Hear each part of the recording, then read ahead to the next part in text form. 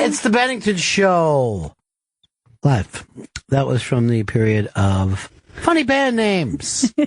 Say it, Ferris. Get it? Get it? From the movie.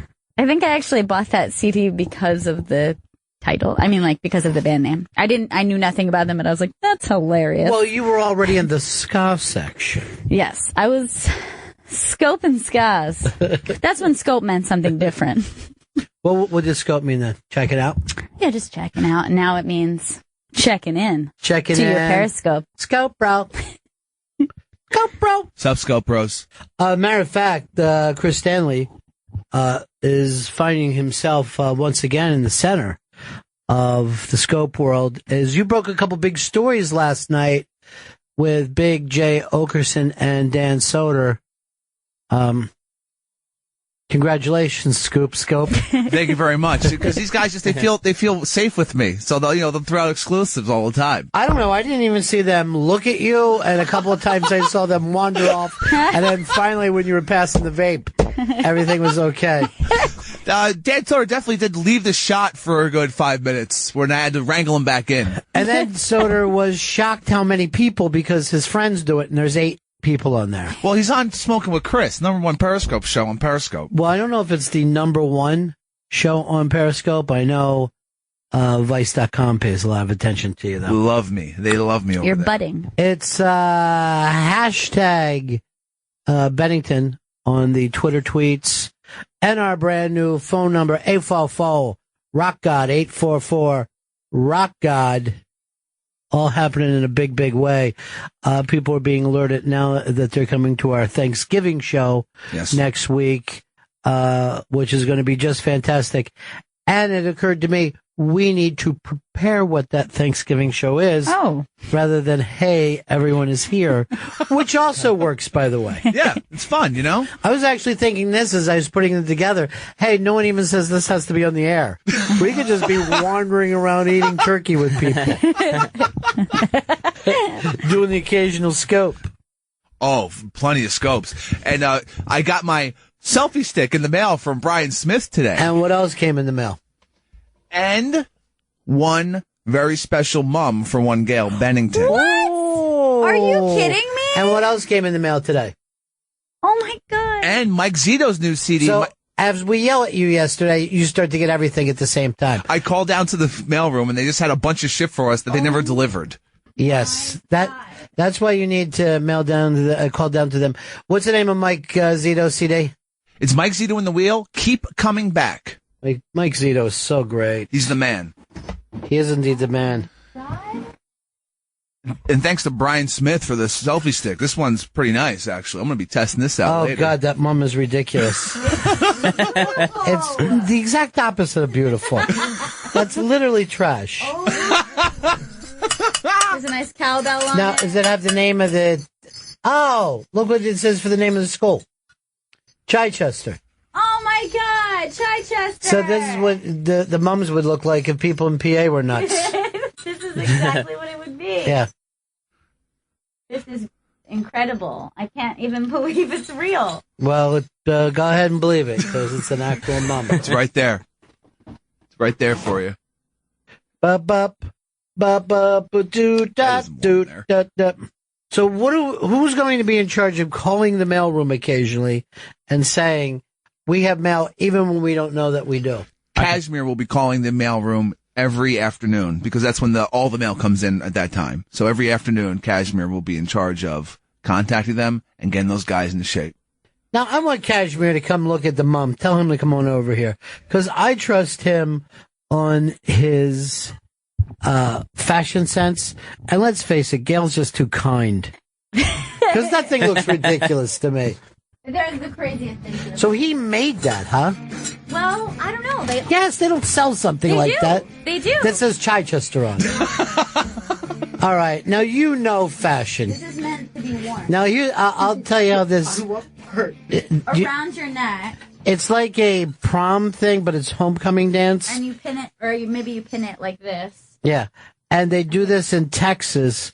And we found out about it last year, because this is not anything that happens in the Northeast. Yes. And it's all supposed to represent just How do you feel about Community and Friday Night Lights and Guess. Clear Eyes and Wet Pants or whatever they say? Cattle. It came from, like, a friend of mine was talking about Homecoming. And he's like, oh, and you know, all the girls get their mums. And, like, what are you talking about? Put it on, Kashmir, and see if you can pull it off, because you're a stylish guy. Look at the way he's picking it up like it's made out of shit. Okay. There we go. Okay. That looks so good. That looks so good. I feel myself in it. Yeah. There's a nice lucky rabbit's foot attached to it. Oh, good. That's good. That's helpful. So chic. It looks crazy. It looks totally insane, that mum. My selfie stick makes much more sense.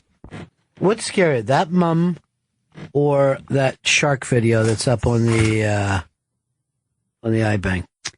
I would personally vote the shark video because Scarier than a mum.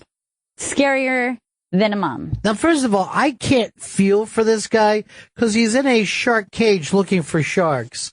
And then it's like, oh my God, a giant white shark. That's where you are. That's what you wanted, man. I mean, you're in a shark cage. Yeah, one of these doesn't show up on fucking 14th Street. You got to go out of your way to find it. Go ahead and play a little bit. Jesus Christ. It's too big. And it's Jesus Christ. Oh man. And that Look thing at the was speed. Yeah, it's the speed that got to you. That thing was shot out of a cannon. Cage goes in the water. You go in the water. Sharks in the water. Piss goes into the wetsuit. Your piss. Pretty good, right? Well, I don't think that's the exact quote, Yeah. but it makes more sense. You really would be fucking swimming backwards in fucking yellow piss water if you saw this thing. You just turning to your buddies. Hey, we all peed, right? That's not just my pee. No, just you. That's a lot of pee. You could do that for people who have, like, fucking stones or whatever, having problems. Just put them in a shark cage, and they'll fucking blow that fucking stone out quick. God. Oh, God. Look at this. He's so angry. What's he so mad about? He's a shark. They're fucking born pissed. He's hungry. Yeah. You want some? He's hungry. So hungry. Great white hungry. I don't mind biting Quinn. Do you think he would have made it through the cage if his mouth was closed, though? Yes. He is very Yes, I think that's the thing. If he shut his mouth, he would have shot right through that cage and then started eating. That must feel like just like a fucking window at a McDonald's to him, you know? I'll have 2 divers, please. Bite right through their wetsuits. extra piss. Piss is in the wetsuit. Your piss. You Spanish ladies. Quint. By the way, they never tell you this, but his name is short. His actual full name is Quintuplet. So he was one of 5. And they were all named Quintuplet or just him? All were named it was Quintuplet 1, 2, 3, 4, and 5. And they were all on the USS Indianapolis, Chief. First torpedo hit us, coming back. The bum. The bum. Oh, yeah, the bum. We dropped off the bum. Went into the water. First shark attack took place. Like, is anything in your life not shark or shark related? So let it go, dude. That's when I opened up my store, Shark Mouth. You've been open now for some 5 year. Never sold a shark mouth yet. Keep getting more shark mouth. Need to start marketing or get the website. First customer came in 0900. Walked into a shark mouth. He blood started spurting up his face. You know, quit with a fucking assistant. What are you doing, boy? That's a dolphin mouth. You don't know a dolphin mouth or a shark mouth. Dolphins came in the water, started nosing us, picking us up and throwing it around like beach balls. Big old son of a broke my arm right there. What? What big old Chinaman? We couldn't find one. He made that up. Yeah, he makes up everything. He was pissed drunk. Yeah, what are you going to do? Smoking with Chris. You can just say it till 5 o'clock. Yeah. But you guys were vaping. Yeah, there was vaping going on because Dan Sawyer doesn't smoke cigarettes, but he does vape. That was the first time anyone's vaped on Smoking with Chris as well on Periscope. I know you were initially against that. What about Christina? I believe she smokes cigarettes. But she's a big marijuana person. Oh yeah, she was vaping. There was the vape was You getting just passed said around. that no one else has ever vaped, and then you tell us that she vaped. Well, no, we all vaped. Jay was vaping. I'm talking about Christina, you dumb, perked up, fucking centaur lunatic. Look at the hearts that he's getting. Oh, beautiful amount of People hearts. are just loving it. What a shitty fucking phone you have. It seems at night the Wi-Fi's worse down there. But yeah, this Friday there's going to be a big 420 Blaze It with Chris. The return of that show. Who are you going to be blazing with? Christina. Possibly Shuli. The Bob Hope of Smoking with Chris. Hey, you never got on Shuli's show. That's what you got asked to do. That's I need a crossover, Shuli. What's up? He's not here. Oh, okay. So that would be the chance for you to talk to him in real life. You see him 40 times and you don't say it. Then you're in here, the one place that he's not, and you're yelling it out. Dap goes in the vape. Is that what you're smoking in there? Dap, or what are you smoking? That's hash oil. Hash oil. Yeah, that's hash oil. There's dabs, aka wax, aka mustard, and that's like you smoke that a different way. Like you don't smoke that in a vaporizer. Then there's vaporizers where you put weed in, like bud, and then there's what I was smoking last night, smoking with Chris. But that was hash oil. You get fucked up quick, right? Oh yeah. Especially because when you're hitting that thing, it's not like it doesn't feel like you're smoking. It doesn't feel like you're getting a big hit. But then but you are. So you just keep smoking and just get all whacked out. The soda stays high, huh? Oh, God, yes. Oh, he was just fucking whacked last night. I couldn't keep him focused. Well, that's good. And then he goes in and does his show. Perfect. That was their show prep, being on Smoking with Chris. Well, that's how high they were when they named their show Bonfire.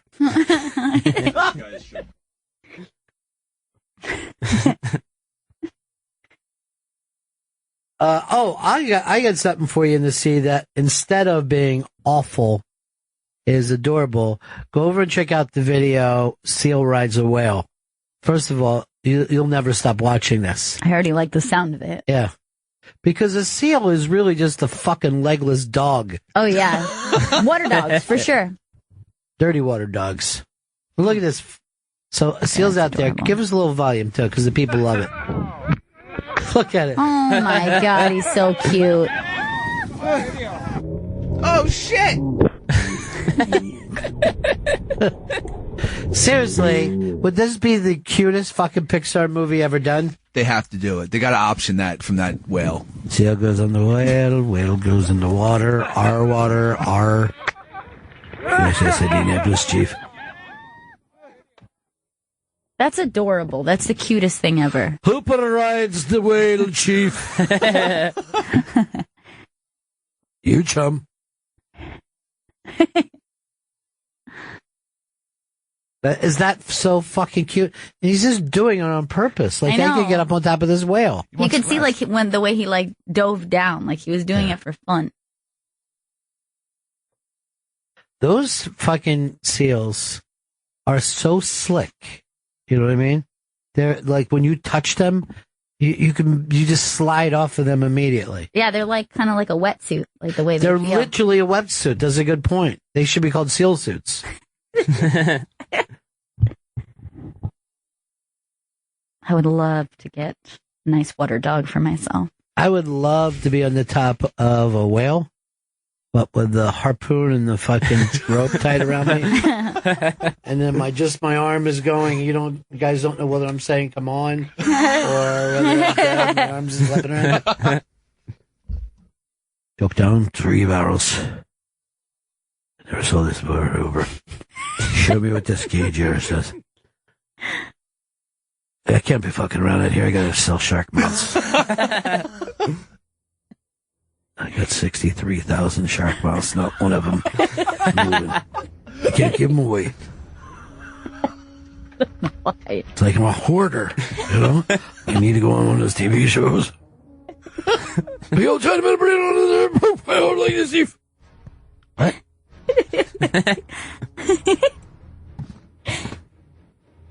You just hear like a little bell ring. Shark mouth them. I was just looking. We get the small shark mouth here. I didn't realize this was all shark mouth. So. It's always still shark mouth. They get progressively bigger. They look like this one. No, thank you. Stand inside of it.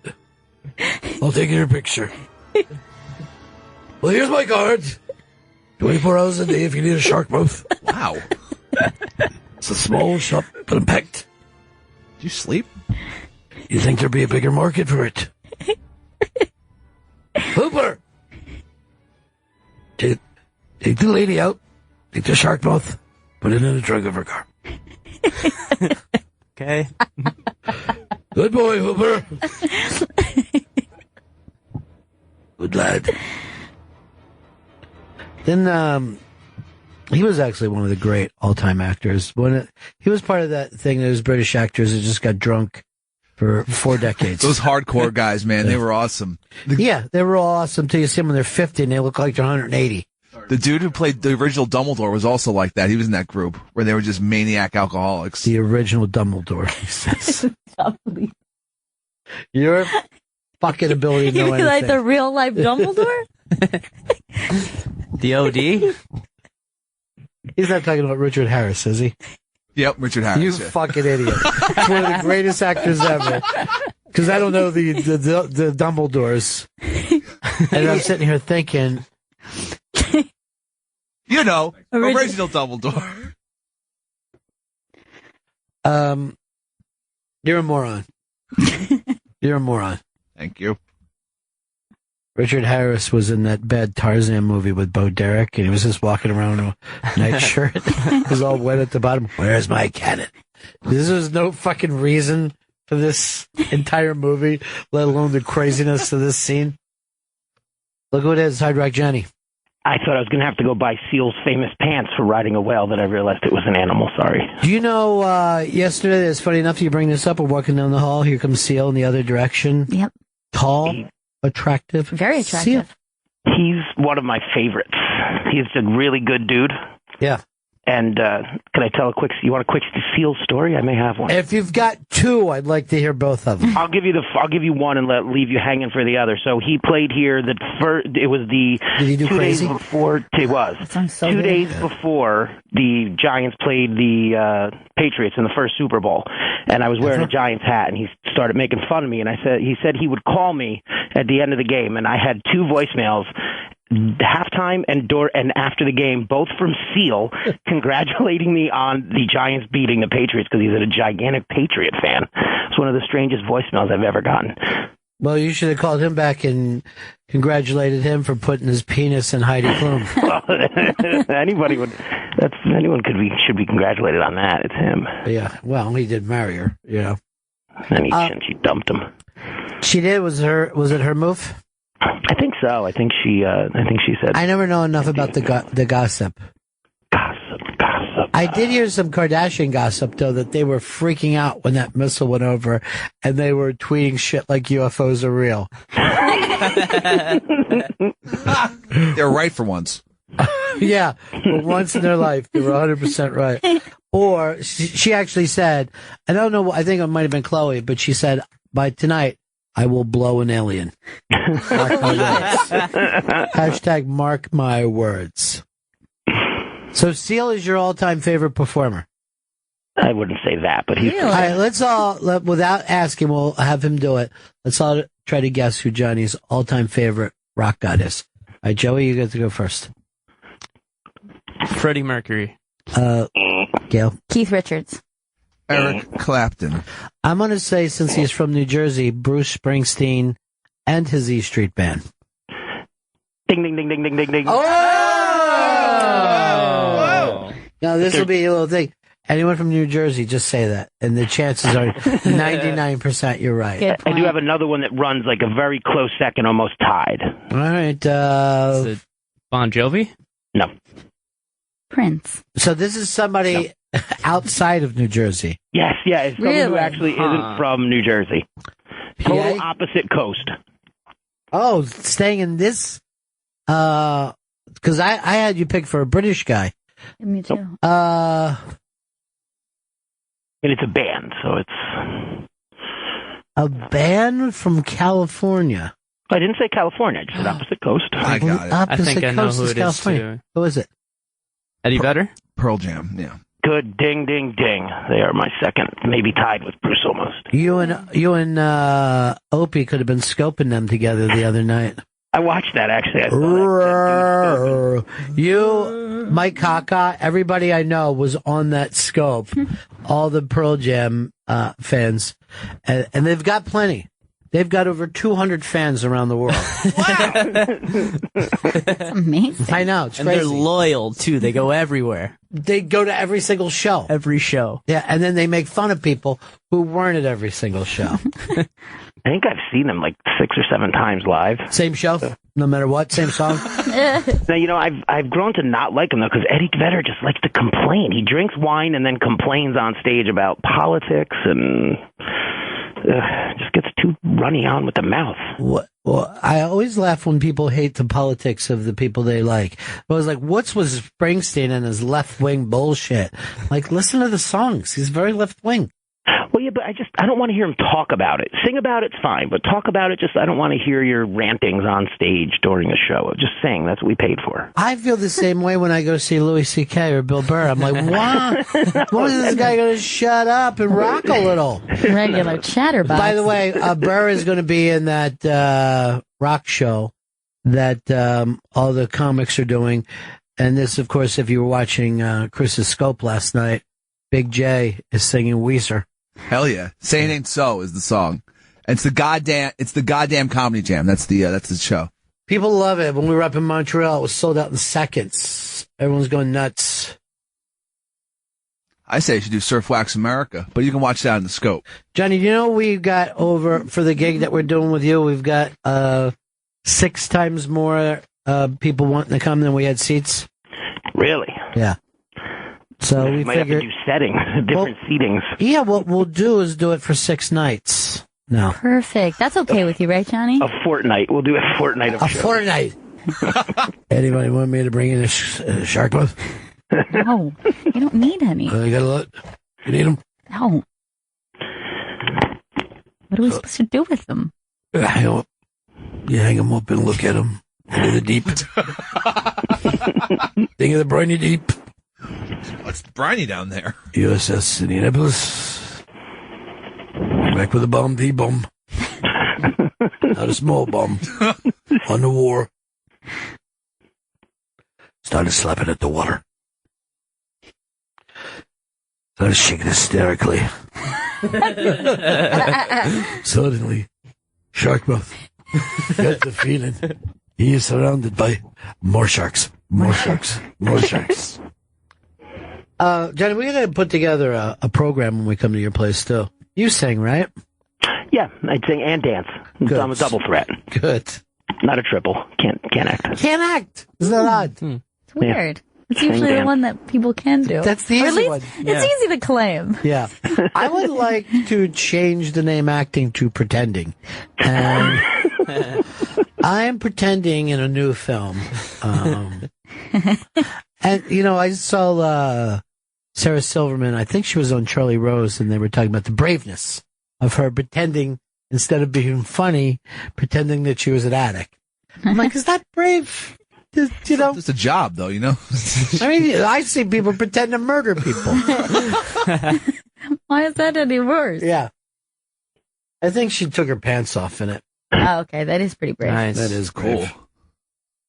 Really, the only brave acting gig is the act being a pedophile. I think that's the only brave one. That's the one that can freak people out. Leave him out there. Leave that fuck. Well, you are a dedicated actor, aren't you, you fucking creep? No. Method actor. Yeah. He definitely is a method actor. He lives with it. Don't. You got to do tiny scopes for children. No, that ain't happening. No way. I got Verizon set up there. What was that, Johnny? No, Johnny, people come in. Eddie Vedder just came in. He wants to see if I wanted a pair of his pants. Johnny, are you safe? What's going on there? He's never been safe. Well, Johnny, we're going to see you next, what is it, Thursday? That's next Thursday? Yeah. That's next Wednesday. Wednesday. 18th. A week from tomorrow. I might got a not nice be able to make it. What? We better put this show together. Yes. I guess I'll bring out Chris. Hey, everybody. What up, Scope Bros? Oh, God. I wonder if Chris is going to yell at me during this one like he did last time. What did he yell at you for? Chris, you yell? What happened? Yeah, he yelled because I was talking to you about things that needed to happen. You're like, I'm trying to produce a show. He walking around with his headphones on. He was very, very, very stressed out. That's Save a couple of embarrassing, pills. Chris. Save a couple of pills for that night and take them. Oh, Fuck. Boy, Snap. finally, the truth. It's all coming out. Chris bring it. Stanley said something fucking hilarious to me the other day. So we're having some breakfast, and Chris says, my favorite thing in any diner is the white toast. And I'm like, 100%. and I'm like, what? And he goes, you can't make toast like this. It's the best. It's the best. I know you make it in a toaster. No. bread? Homemade toast is nowhere near as good as that good diner toast. It's so lightly toasted and filled with butter. It's perfect. It's Yes. the perfect piece of toast. That's what you're describing is the quantity of butter that they put on a piece of toast. I try to load up on butter at home on my I toast. bet you do. I like it. And it's just the bread gets all fucked up. However they do it at the diner. I've got a diners all hung over. Like, What's so fucked up about the bread now? How does it get so fucked up? the fucking toast, it's the bread isn't, and bread's all even and good. At home, the fucking bread gets disformed when I butter Farm it. that butter, son. That's what we're talking about. I don't understand. You're taking cold fucking butter out and you're ripping it across your toast. You guys are making a lot of sense. I don't know why my ribs hurt. Because who doesn't know how to butter fucking bread? I don't want. I never think to take it out. I'm just saying, the buttered toast at a diner. 5-year-old can butter toast. It's better than any toast anyone's going to have at home. I've gone to diners like, you know what? I'm hungover. Just give me 3 orders of fucking toast. That's all I want. Blues Brothers? Blues Brothers ask yes. You certainly do like your buttered carbs. Oh, they're the best. There's no better carb. The fucking layers of weirdness in this guy. Like, every time I order something, I'm like, should I order extra toast or will that be weird to everyone I around have never me? been this happy in my life of knowing you don't know how to fucking pull off toast. I mean, it's pulled off. I mean, there's butter on the toast. You got fucking little toast shrapnel all over the fucking place. Fucking frozen butter on it. I guess he's never gotten the saying, this is my bread and butter. Oh, God. What? What did you just say? Nothing. I can't wait to have fucking bombs in front of an audience. He just did. Yeah, it's true. But in person. It'll be different then. And he was going on and on about this fucking toast. So good. And I was cracking up. First of all, looking at you. white. And he makes a point. White. It must be white white. bread. Because he knows that I never order white. You know what I mean? What's the whole... There's no taste to it whatsoever. I will say, if you go to the diner, and sometimes they bring out the butter untoast, the toast unbuttered, and they give you the things, it's like the butter pats. That's kind of shitty. Well, that way you're getting a reasonable amount of butter. Chris is excited because they It's a lot. soak this fucking thing. Yeah. It's amazing. It's so good. And it's good for you, Chris. That's the best part.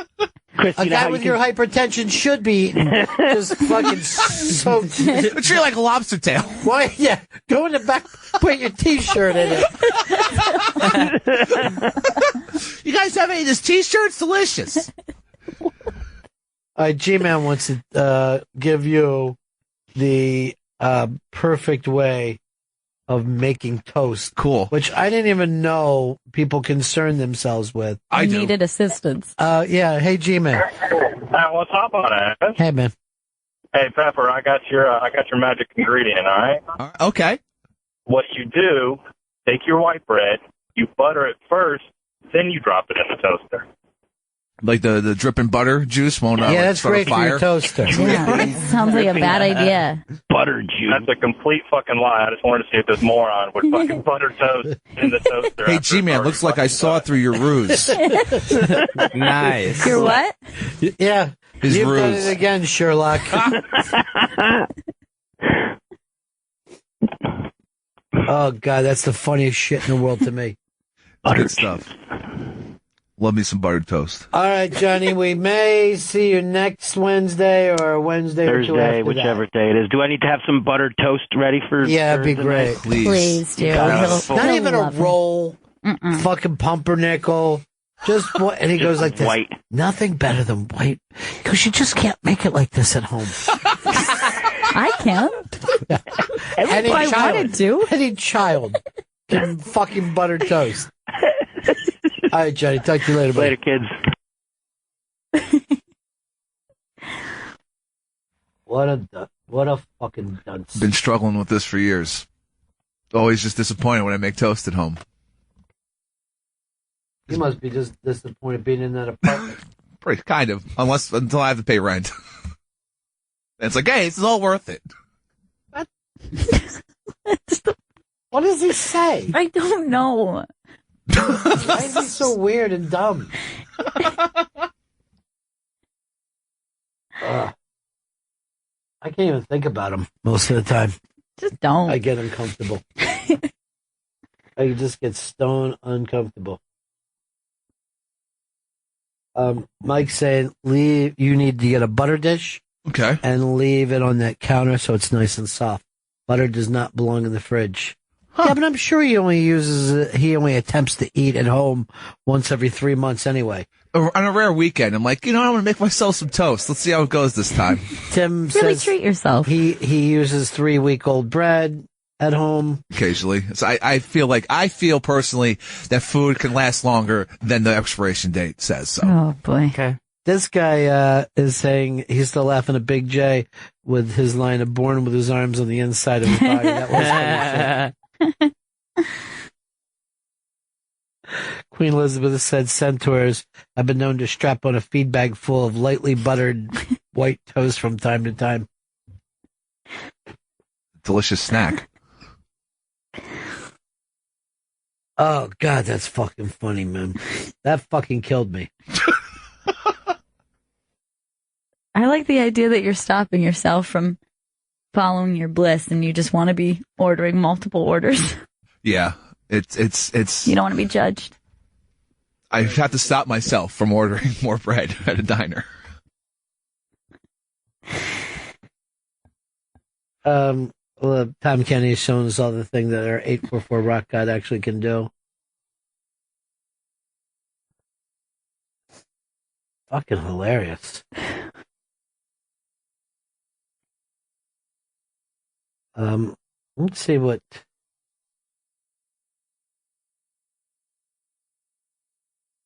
Is Liz Set's Fire making the Thanksgiving scene? Is she getting on a plane? I don't believe so. Her and Shrek-a-Love used to be close, but I think no more. Oh, no. I think Is that they true? had a bone falling out. Yeah. Ooh, they used to be thick as thieves. Yeah.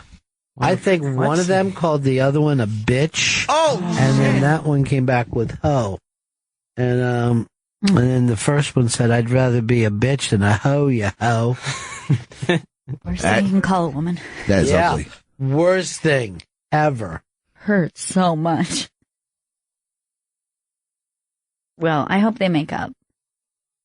You know, it's Thanksgiving. Why is it important to not fight at Thanksgiving? I think that's the idea. I was screaming at the Starbucks because they've taken the Thanksgiving off my cups. I'm just like, why is it Thanksgiving fucking written on here? Are you taking the thanks out of Thanksgiving? Who you think you are? I'll burn this fucking place to the ground. I'm bringing hell with me. I'll have one macchiato. My name is Thanks, last name Giving. You have any shark mouth? It's a Starbucks. You quit. Look at her shark mouth. Thank you. The red cup has gotten everyone furious. Everyone is so upset that there is no Merry Christmas on the red cup, which, by the way, I saw that they had shown previous years, and they've never had Merry Christmas. Like the last 3 years, it's just been like a design. So they just are now catching on to it after 3 years? But they're actually saying, like, the original video, which was a guy who posted it on his Facebook, and he's like, let's all do this protest, and instead of boycotting Starbucks, let's all go to Starbucks, still order, and say that our name is Merry Christmas, so they're forced to write Merry Christmas on the cup. Yeah, but then I don't want to get the wrong fucking Yeah, what if there's multiple cup. Merry Christmases there? All of a sudden I'm drinking some kind of fucking pumpkin latte. And that's really the best way to stick it to someone. Just give them money. Give them money. Is this fucking Chris Stanley anyway? I thought it was Paul Blart. Look, same thing. I don't understand how people freaked out so quickly over this red cup thing. I don't think I've ever shopped at Starbucks during Christmas season before. Coffee? Yeah, coffee, yeah. This is all manufactured crazy talk, is what it feels like. It's a fucking red cup, who cares? The red Solo Cup people are the ones that should be pissed. Doesn't say Merry Christmas on there either. True. Which is why I gave up beer pong. Why does everybody get so mad at Christmas rather than celebrating Christmas for themselves the way they want to? What do I give a shit if the Walmart has a fucking tray or menorah? I don't care. They really care. I don't know why, but they've decided that it's a problem for them. But I'm wondering, is it just that, like, what are they trying to get back?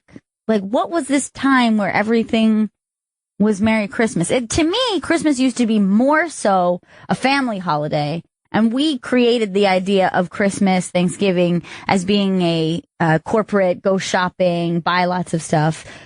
And then we also decided, well, then you need to treat us like family. You know what I mean? Like, I don't understand it. It used to just be something that you celebrated with your family. I think it's completely made up. I know if you go back to the first fucking Charlie Brown thing, which was in the 60s, they made the entire thing of, you're making this holiday too corporate. You know what I mean? Like, yeah. He literally wanted it to be a religious holiday, you know? Yeah. And not about lights and pretty girls and singing and dancing. And for some reason, people now have gotten around to thinking that's the true Christmas, has something to do with corporations right. doing who gives a shit? Or that corporations owe you your religious, I don't know, like yes, that I don't really understand. Right. They have confused the church with corporations, and they want the corporations to give them a religious feeling. It's nuts. You're all insane. All right, Katie wants to help us out here. Katie, North Carolina. Hey, what's going on? Good. What can we do for you? Hey, I just wanted to call and tell you why people are freaking out over the Starbucks cups. Please do. Because they're fucking idiots. Okay. That's basically it. Okay. Thanks. Yeah. It was a lot simpler than I thought it was. Yeah. Yeah.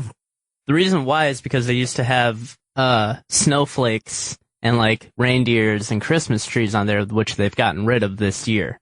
So now people are saying like, hey, you're getting rid of Christmas on our Starbucks cups. But even that is symbols of winter. Yeah. Not Christmas. Winter was warm. Winter was warm. Was that your favorite part of that? That's the part where I say, fast forward, fast forward. Really? Scrooged, well, none of those things are religious things anyway. Yes, those are winter. They're fucking stuff for babies. Mm-hmm. All that stuff is for babies, not for people drinking coffee. If that's stuff to make little children happy about. Not fucking grown adults. Why should I be thinking about Christmas while I'm drinking my coffee? I'm tired. That's it. I'm fucking voting for Ben Carson, and I'm ending this fucking country once and for all. I don't think this is the solution. Yes, Ben Carson is our solution. All right. Chris Stanley's obsessed with this. Ben Carson has a picture. Well, I was going to say a picture of him and Jesus, but I'm sure it's a painting of him. It's not a photograph. It's on Instagram. It's a selfie. He does have my vote. God, that'd be fucking hilarious. A selfie with you and Jesus. Yeah, they showed the inside of his mansion, and there's a giant painting portrait of him hanging out with Jesus, and it's the fucking craziest thing. Isn't that like sacrilege to fucking throw yourself in there with Jesus? Well, first of all, it looks like they're both at karate camp. That's what I was just going to say. That looks like I'm here with my karate instructor. Jesus. I was going to say it doesn't look like Ben Carson, but it doesn't look like Jesus either. That's almost like an evil-looking Jesus. Yeah, why is his head so concave? Like the forehead. I guess Ben Carson kicked him. That's all I can figure out. The student has become the master. Later. Gross. Look at the fucking big mitt on Jesus stuff. Yeah, that's a big hand. Look at the hand-to-head ratio. And also the thumb. He's acting like Jesus has a long, thin thumb, which I don't like in people. I don't trust it. You don't trust a long thumb or long digits in general. Ugh. Like Banana men fingers. with very spindly, thin, long fingers have always really scared me. With long nails too. And there's that weird mark on Jesus' palm too. Was that supposed to be there? Was that like a known thing? Oh, Chris, maybe you heard about him being on a cross. Oh shit! You are an idiot. You're a moron. That's so Is that a insensitive. known thing? Yes, we all know that he hung on a cross. But what's that mark there on his Okay, palm? all right. So It's like a cut or what? if I were to get my own portrait with Jesus, I have pre-crucifixion Jesus. Yes, because the risen Jesus is not a spectacular I like thing. his early stuff better. Just saying. And the right hand, I don't see any mark on the right hand either. So whoever painted this thing, they fucked up. There's no consistency. There's no stigmata. That's it. God. You're insane, dude. Has anyone ever heard of this? Is this a known thing? About his palm? Yeah, it's You pretty would known. think that Jesus would be self-healing, though. Like Wolverine. Stop comparing Oh, God. Jesus to an X-Men. I do think, though, that risen Christ does not have marks on his hand, though. I feel like he's healed, is he not? So this might be during. Actually, during crucifixion. I could be wrong. Yeah, you're wrong. Well, the thing is, I think he wanted people to know that he was the same Christ. It wasn't just a guy who resembled him. And then he didn't stay around that long, right? After he was risen, he shot into space. Whole-bodied. Yeah, whole-bodied. Just flew or floated into the air. They don't make that. I mean, it would be interesting if he just took off like Neo. That would be cool. But it also would have been kind of cool if he would have just started to float up like a Thanksgiving balloon that just got further and further away, where people would be like, I still see it. See the dot. What if he had to flap his wings, though? Like just arms flapping. That would be strange to think that I don't think that it's going to help much without the actual wings. I don't know if arms could flap you up. I feel like I would end up doing it just because it would feel right to do it. Well, I would act like I was rowing a boat then. If that's what you're going to do, I would just do the Wizard of Oz thing. And then I tip my hat at him. What are we seeing right now? Is this real? Guys. Guys, come here. I heard from my friend TR that he went around asking people in California after, hey, do we always call each other guys? And they're like, yeah. How do people in the West Coast get everybody's attention? Guys? Guys? Guys. Guys, is that a UFO, guys? Is that a freaking assumption? Ascension? I don't see it, though. Ben, I don't know how anybody could vote for him. And yet they're out there like madmen. And, I mean, I think he's way more of a nut than Donald Trump. Yeah, I think he's actually crazy. Yeah. Like an actual crazy person has gotten this far. And I mean, I haven't talked to a single person ever who told me they're voting for Ben Carson. And yet his numbers are through the roof. The numbers are all crazy talk, man. I bet they're just making this shit up. Like, I bet this will be funny. Let's make Carson the leader You're today. not going to get everyone to do that, dude. And no one is looking for jokes when they're pollsters. It's coming out that he's lied about everything. Every story. Yeah, but everything that he lied, he fucking would better when you find out it's not true. Like stabbing his friends and stuff. Stabbing his friends and,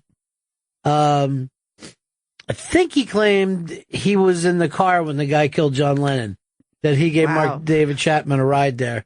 Whoa. Yeah. And he said he didn't give him a gun, but he did give him the bullets. Now, this is a weird thing. In Massachusetts, now they've banned toy guns.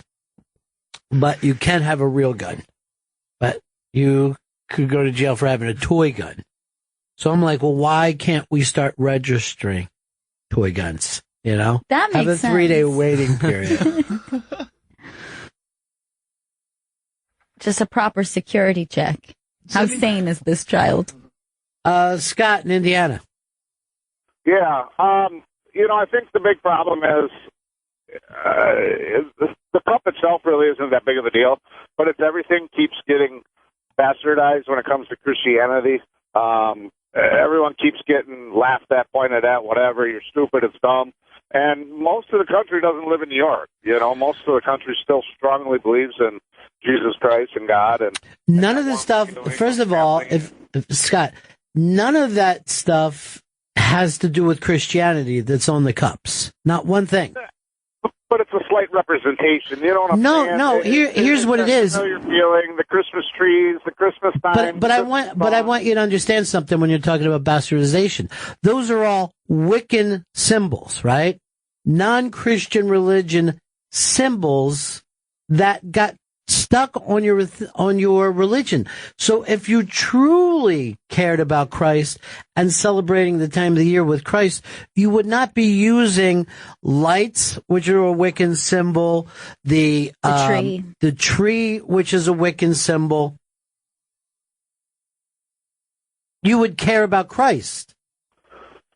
Sure, and I'm just saying that it's all one big package, It isn't a big fucking package, dude. It is a big package. It's how you want to decorate your home. You decorate your home like a non-Christian. A house is a house, is what I'm saying, okay? It's 6 boards, whatever you want to do. You put up whatever kind of walls you want in it, It's still just a home, but it's what you make it. Does it make any friggin' sense? Not even slightly. We're talking about religion itself, and you're talking about it being bastardized, but it was before you were born. You've taken on symbols of things that have nothing to do with Christ, and now you're asking for corporate America to hand it back to you, and you throw in an anti-New York thing when there are plenty of religious people in New York, as you saw when the Pope came here. Absolutely. I'm not saying there isn't. Well, my point is the big city thinking, stupid flatlanders or people out in the sticks, they don't know. Well, first of all, we're not on a mountain, so we don't call anyone flatlanders. But on the other part of this never got talked. I'm sure most small towns don't have Starbucks. Starbucks have a tendency to be in the cities and in the suburbs. Absolutely. So it's city and suburban people complaining about this. Nobody's complaining. Everyone's tired of freaking getting told you're wrong or you're a bad person for just being a Christian. First of all, everyone shoves their friggin' beliefs down our friggin' throats, and it's just getting sickening and tiring. First of all, I am pointing out to you, none of those things have anything to do with Christianity. I understand that, but they have to deal with the whole package of Christmas in itself. This is the problem. I am very well aware that the symbols... All right, let me give this to you then, too. This whole thing of white Christmas is about New York City. When you see stuff for the towns, they have already forced this thing on you about a white Christmas, which really means a Northeast Christmas. None of the people in the South should be singing about a white Christmas. In the Southwest, it's fucking insane how, and that song White Christmas was written by a Jew. So if you really think this has to do with the religion of Jesus Christ, more than this corporate thing from the beginning, it's insane. You don't think that this is an overreach of PC-ness, of just, no, we can't... No, you're PC. Yeah. You're the fucking PC guy here, where you're saying everybody has to celebrate the holiday the same way. And being offended by a red cup, I would say... First off, I'm not offended by the red cup. Second off, I'm just going after all the years that have been behind me that helps remind me of Christmas and the majority of people. The white Christmas, the snow. I mean, I come from Wisconsin. That's where I live. So all that is. That's why there's songs about snow and Christmas and warm and cuddly. And, no, none of those songs were ever about Wisconsin, dude. They were never about Wisconsin. No, I'm saying what brings me back. Okay, that's the snow and all that stuff. But the PC thing is when you want other people to treat something the way it makes you feel. That's the thing. Why should anyone care what Starbucks? Make it all plain and all the same. That's a fun America to live in. What is? No trees, no nothing. Everyone's got to be the exact same. But it's also the exact same if we all have to have the same symbols. I ain't saying have the exact same symbols, but why do you got to annihilate them? Why can't they still exist? Why can't you have Judaism? Why can't you have all the symbols? What's the? Why do you need any of it? Why do you need corporate America to tell you if you're truly a Christian, get your religious feelings from your church? I don't need corporate America to tell me I'm a Christian, but I also don't need corporate America to totally try to wipe it off the map. Does that make any sense? No, none. Go into any mall. They're trying to push these things down your throat. They're crazy. All they want you to do is buy this stuff. They don't care. Sure, I totally get that, and I totally get that I agree 100% that we've came totally a different way from what Christmas used to mean, making small gifts, about being family, about everything else. It's absolutely been over-corporatized. I'm not arguing with that point, but I don't understand. What I'm trying to say is I think that the ability to be able to celebrate Christ and Christmas is being taken away from people. So now people are going overreaching and going, I want Walmart to celebrate it. I want all this because they feel like something's being taken away. How could they take it away from you? How could they take your connection? By saying you're a bad person, by going on. No one is ever. By saying, yeah, of course, you're getting teased, you're getting bigoted, you're getting... Who's teasing you? Oh, you hate freaking gays because you believe in God. No, I don't care. I hate the next person just as easy if he's a Christian or a gay. It don't matter to me. It's on the person's character. That doesn't matter, We're supposed to love and believe in everybody. Then enjoy your Christmas season, my friend. Merry Christmas to you guys, too. Merry Christmas. Andre in Atlanta. Hey, how you doing? Yeah.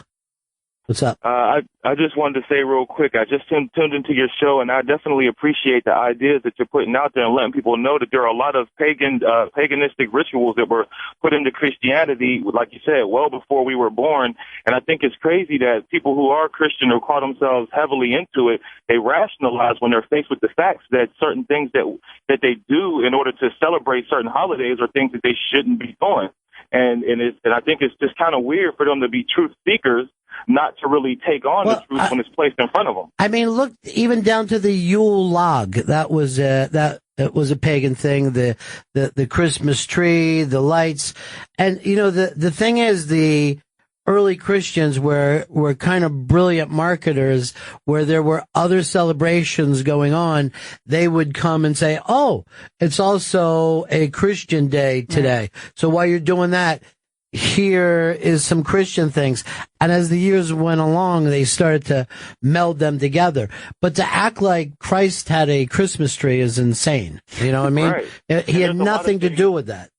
And there's a lot of things I wish I could pull them up now, but there's a lot of things that are in the Bible that state that there's certain things that you shouldn't do, and those directly conflict with celebrating these holidays. And they just tend to pass it over. Like I just recently put on a Facebook page for all of my friends who are heavily into their religion, explain to me why they celebrate Halloween. And they just completely forget anything about, the worship of dark forces or anything like that. And they just feel like, hey, me and my kids are having fun, so it's okay. And I said to them, okay, so a couple of hours of fun is worth your soul if you're, heavily into your religion. And it's the same thing with a lot of other holidays, especially Christmas, which I call it Giftmas now. I don't even call it Christmas. And it's like, all of these facts, like some of the things you're talking about, trees. I did a shoot where we had to be in a person's house who was a pagan, and they had all the religious books there, and they told me they read all of these books. And a lot of the things that they had in their house were representative of their belief, which is paganism, and there are also things that we see when Christians celebrate holidays. And I'm sitting here like just totally befuddled on how this even goes down. And just like you, when you talk to people and when you express the facts of what's going on, researchable facts, they just sit there and put a stonewall up, and that kind of frustrates me because I was looking down the path of Christianity, and it's just like every time I get to those certain questions, you get fought against. Like the person you were just speaking to, nobody's saying that you're bad, nobody's saying that you're hateful. They're just saying you're miseducated, and that's my point. And that's the thing to me that's always funny is people wanting to get their religion or spirituality from either the government or corporations. And neither one of those is the place to get it. Right. And yet they're like, why doesn't our government do something with it? Why do you want it there? Why wouldn't you want to keep it free of the government?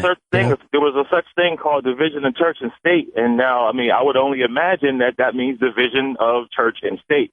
Right. So if you want to practice your religion, then you practice your religion. Just like now how the school system is faced with having to, as a part of being fair, teach Wiccan in the schools. And I'm sitting here thinking like, okay, how about we don't teach any religion in school?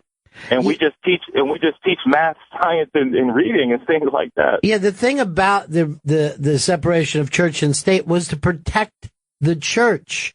That was the original thing. Right. So that the public schools would not give your children any kind of lessons in religion. And people go, why can't we have Jesus in the public school? Because not everybody you're not going to deliver it the same way that the church did. All right. Thanks a lot for calling, Andre. Talk to you later. All right. Peace. Here's Jordan in Texas. Hey, Jordan, what's up, buddy? Hey, Mr. Bennington. I just want to say I appreciate you talking about the pagan religions and Christianity, man. You are exactly correct. Last couple of years, man, I'm a Christian myself, and I've come to feel that, I didn't like the gift giving, and I found out it's basically just corporate things. And if they want to do that, that's their business. You know what I mean? But they're just trying to get you to buy shit, so it doesn't matter to me. But the way I figured is when I celebrate Christmas, I don't celebrate Christmas, but it's during the Christmas season, I celebrate Christ now and my connection with him. And there's nobody that can take that away from me. And we're all in this thing together, so it's all about tolerance. That's what the main thing is about. I don't know. I think the main thing is about people want to feel like they're in Miracle on 34th Street or something. You know what I mean?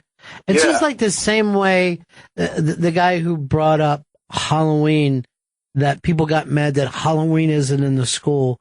And if it gets taken out of one school in one small town somewhere, everyone acts like there's this massive change to their. It's nuts. We're talking crazy these days. Yeah, it seems like everybody's got this dream state of mind of you should believe this because I believe this, and it's just the whole Christmas is white fluffy snow. I live in Texas, man. We don't see snow. We get lucky when we see it, but the main thing is like you celebrate whatever it is you're going to celebrate, and you do it. You don't have to be mad at anybody else, or you just take in what you believe. So, all right, thank you. Chris says to me the other day, he goes, we ought to do something this year with a Christmas monkey. And I go, why, Chris? And he goes, well, because we all evolved from monkeys. Yeah. I go, I'm not going to have any part of that. I really want to pull that off, though. The Christmas monkey. He said, as much as it sounds cute, I think it might offend some people. It offended me because he told me Moses was a monkey. He goes, back then, he goes, it was a couple thousand years ago, and all people were monkeys. Okay, so then how did he part the sea? With his monkey Explain paws. that to me, Chris. With his tail? That helped. He made a banana split. This is how evolution works, everyone. Look, you he see put that? You see what he just did that? Yeah. You never listened to Joe, I noticed. You didn't let that seep into you. He didn't even like my new song either. You know, this is the thing about Chris. He thought, in his case, he says Moses parted his teeth. And I'm like, look, you don't have to have that gap in your teeth. You can go get a little thing fixed there. I want to be more like Moses. It's my dude. That's me. It's Old Testament. I know, but it makes you whistle when you talk.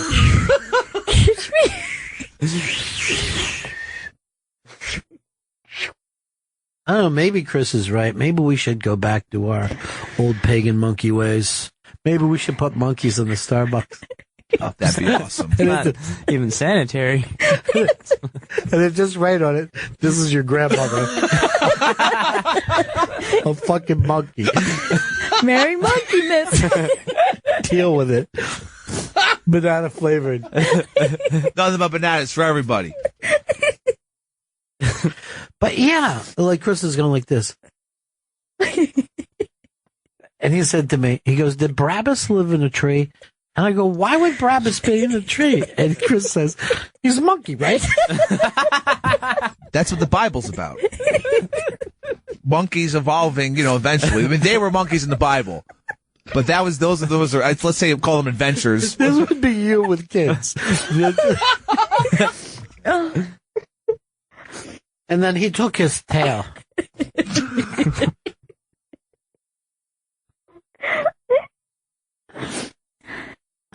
It's, we're trying everything we can do to fix this thing. I'm not sure we can, I'm not sure we can. Maybe this year we won't have Christmas at all. No, monkey Christmas at least. You know what? Instead of Christmas this year, I'm just going to go on a 2-week drunk. How's that? No, don't.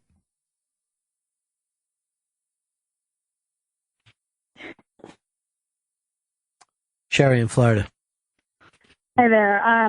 For me, religion, I equate it to an all-you-can-eat buffet. When you go into an all-you-can-eat buffet, you take what you want and you leave the rest. That doesn't mean you have to eat everything on the fucking buffet. You take and what you want. You have to eat everything on your plate once you take it? Because I hate people who load their plates and then don't eat. Rude. Yeah. Well, those people are just dicks. But you go to the religious buffet, you've got Christianity, Catholicism, Buddhism. You got the Church of the Flying Spaghetti Monster. You got anything you want. Oh, Jesus. Take what you want. And your neighbor takes what they want. And you can eat side by side. You don't have to eat the same shit. Okay, Sherry, enjoy hell. I don't disagree with you, but I'm just imagining what any religious person would think about you making a smorgasbord of their beliefs. Enjoy You're not hell, wrong, though, Sherry. You're not even invited to Monkeymas. Oh, Sherry, your skin is burning off. We got a break here. Our good friend Tammy Pescatelli is here today. I can't wait to see her. Well, you'll see her in just a couple of minutes. I cannot wait. Just wait. I just can't. See if she wants a shark mouth. She doesn't want that. You see, religion is like a big shark mouth. Right back. It's Bennington. It's the Bennington Show. Gail, look who's here. We're so happy. Tammy Pescatelli is in studio with us. Sweet Tammy. Hi. It's so nice to see you. By the way, isn't that the coolest jacket you've ever seen in your life? It's so good. It's the female Fonzie jacket. It really is cool, though. Thank you. Well, it could have been Susie Quattro the leather Tuscadero. Well, I mean, that's or kind of my, it could be leather Tuscadero, or I was to say my, this is like my Pretenders, my Joan Jett jacket. Well, first of all, yeah, because Chrissy Hine is from your area, right? Right. It's the only song I can sing, by the way. I can't sing at all, but for some reason, I can sing those songs. Brass and Pocket, I can sing. That album, and she was in about, 6 months ago, 8 months ago, still is unbelievably beautiful. But that first album that the Pretenders did was as good as anybody's first album ever. Yeah. So good. Just perfect. Don't you think, though, like, I hate to sound like I'm 5 million years old, but I just think that it was so much harder back then to do music and to get it out for the public to hear, that by the time we heard it, it was really good music. I don't know how anyone got anything done back then. You know what I mean? Like, to get people to know you in, let's say, Maine, New York, San Francisco, Alabama, it must have felt like, now you could tweet something or, something can go viral. But back then, you must have just had to slug it out, where you could have hit songs in one town, go to the next town, and they're like, who are you? Yeah. And then you could actually go somewhere else and teach somebody something. You're like, Right. oh, this band is really cool where I'm from. Yeah, it just doesn't happen like that. Either it happens now or not at all. Now, Joe, what you just got a text from a young guy. How old is Vito? 22. So he's 22. And he just shows me this text. It says what Vito said. Okay, Vito texted me, Tammy Pescatelli is a smoke show. I don't know. Is that good? Or is that like smoke and mirrors? It's all fake. I sent a follow-up text. I was like, that means she's hot, right? And then he goes, yeah. Okay, good. See, even you didn't know. That's nice. Yeah. Oh, that's sweet. So that's, Chris, you use the term smoke show yourself? All the time. I'm like, that's a smoke show right there. Well, Really? all stars now. Really? In the smoke show. I should make up a song called Smoke Show. Oh, that would be a great idea. You could. It's so original. What are you just showing us the video? Look at Chrissy Hine, how hot she is. Beautiful. She almost has that early 1960s girl group look about her. Yeah, she and what's her name? The Madam Mayflower Madam. Yeah. What was her name? The Mayflower. Not Mayflower. Oh my God! The one that went to jail. Yeah, she was the Mayflower Madam. No, was she the Mayflower Madam? Yeah. Who else went to jail? The one from California. Mayflower was in D.C. Who was the one? Oh my God, my brain. She's a big train wreck. She lives in Pahrump with parents. I had her on. She was the one that was. Who are we talking about, Chris? We had her on the show. She was the one that was. She partnered up with Dennis Hoff. Yeah. Well, what a piece of work he is, too. Yeah, right. Come on. That's only a Kardashian would rush to the bedside of the man who was found in a coma with 2 hookers in a trailer. Right. And say, I still love him. I don't know what it is about him, but I love him. Well, it's Charlie Sheen was with her, Chris. Right. Come on. Heidi Fleiss. Forget it. I figured it out before you. Heidi Fleiss. Yeah. Heidi was in here, and she's really marked up. Whatever they do, don't think about work. That if it worked, it would be great, but it never does. Like, oh, I'm gonna have this work done and look younger, but it doesn't help. It's just the exact opposite of help. Yeah. Well, you have to look great in advance, I think. I saw Christy Brinkley in person, and she's a genetic specimen. Like, I cannot, and this is not looking for compliments, but Gail, and you're a beautiful girl. There's days as a woman you feel good about yourself. She is a different species of human. That woman, you would never be able to understand. Like, I don't know men that are on that level. I've seen one other person, Giselle. I saw Giselle Bundchen in real life, and it's like, it really looks like an alien just dropped down. I don't think men can be on that level. I think that is I'm going to give you one uniquely now. Female. I think Paul Newman was on that level when he was younger. I saw Paul Newman one time, and he was an older guy. And you just don't run into people who look like that. Yeah. I saw Brad Pitt one time too, and you're just like, well, that's more attractive than I'm even comfortable with. I saw him once at a dentist office. It was a Super Bowl Sunday. I had a horrible, I'll never forget this. I had a horrible tooth that I ended up having to have a root canal, an emergency root canal, which apparently on a Super Bowl Sunday costs 17 times more, right? Especially when we don't have dental. And I went into the dentist and I'm like coming out, and he was coming in probably for a routine appointment, so he would be alone. And it was the worst possible time. And I literally looked up, saw it was him, and I just put my head down and just kept walking because I'm like, this like, I don't need this. that. Why, God? Why, God? Why? Just not that I would have had a chance on a good day, but now for sure. You're a smoke show, from what I understand. Yes. You would have got him. That's a smoke show. That's what they used to do to Barbara Walters. They put all that smoke around her. Beautiful smoke show. Yeah. That haze that Barbara Walters would like. That kind haze. Yeah. It was so great to see you guys yesterday. By the way, we were out by on the street. pure happenstance. Yeah. But you saw Chrissy Brinkley, and we didn't. But who did we see? Oh, we saw Seal yesterday. Yes, we saw Seal. Also an attractive man. He was attractive.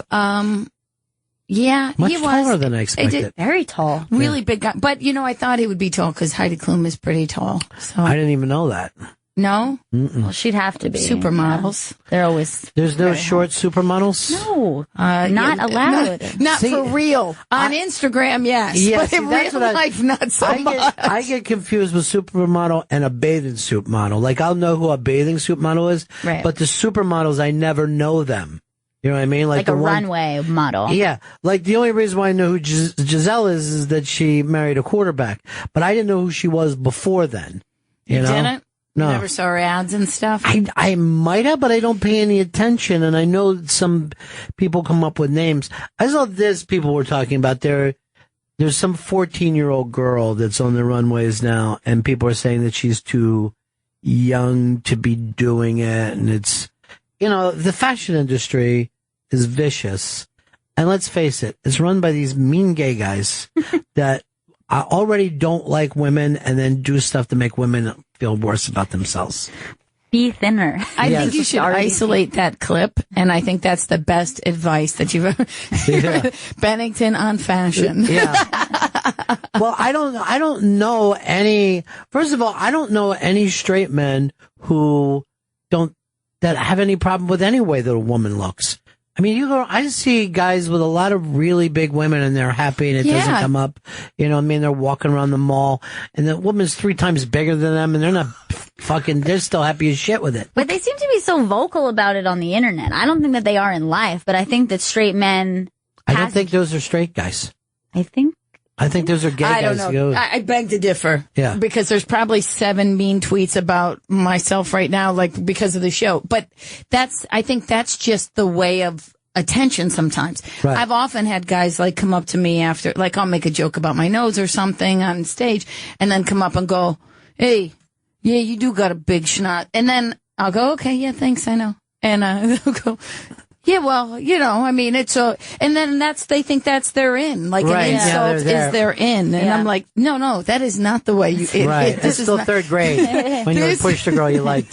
This is real life and there's no, on stage, that might be the way to talk. I saw a couple of people, I saw Bill Maher say this the other night. He said, no one ever comes up and says mean things to him in real life. He goes, he's kind of one of the most hated people on the internet. He goes, but I never go anywhere that people come up and go, I think you're a dick. Well, twofold. Yeah. One, because it's fame. People do like fame and they want to take a picture now. And it's really hard to say, hey, you're an asshole. Can we take a selfie? Right. All right. So I think that's it. But the other thing is he's insulated. I don't think Bill is just hanging out. Bill always has had someone with him.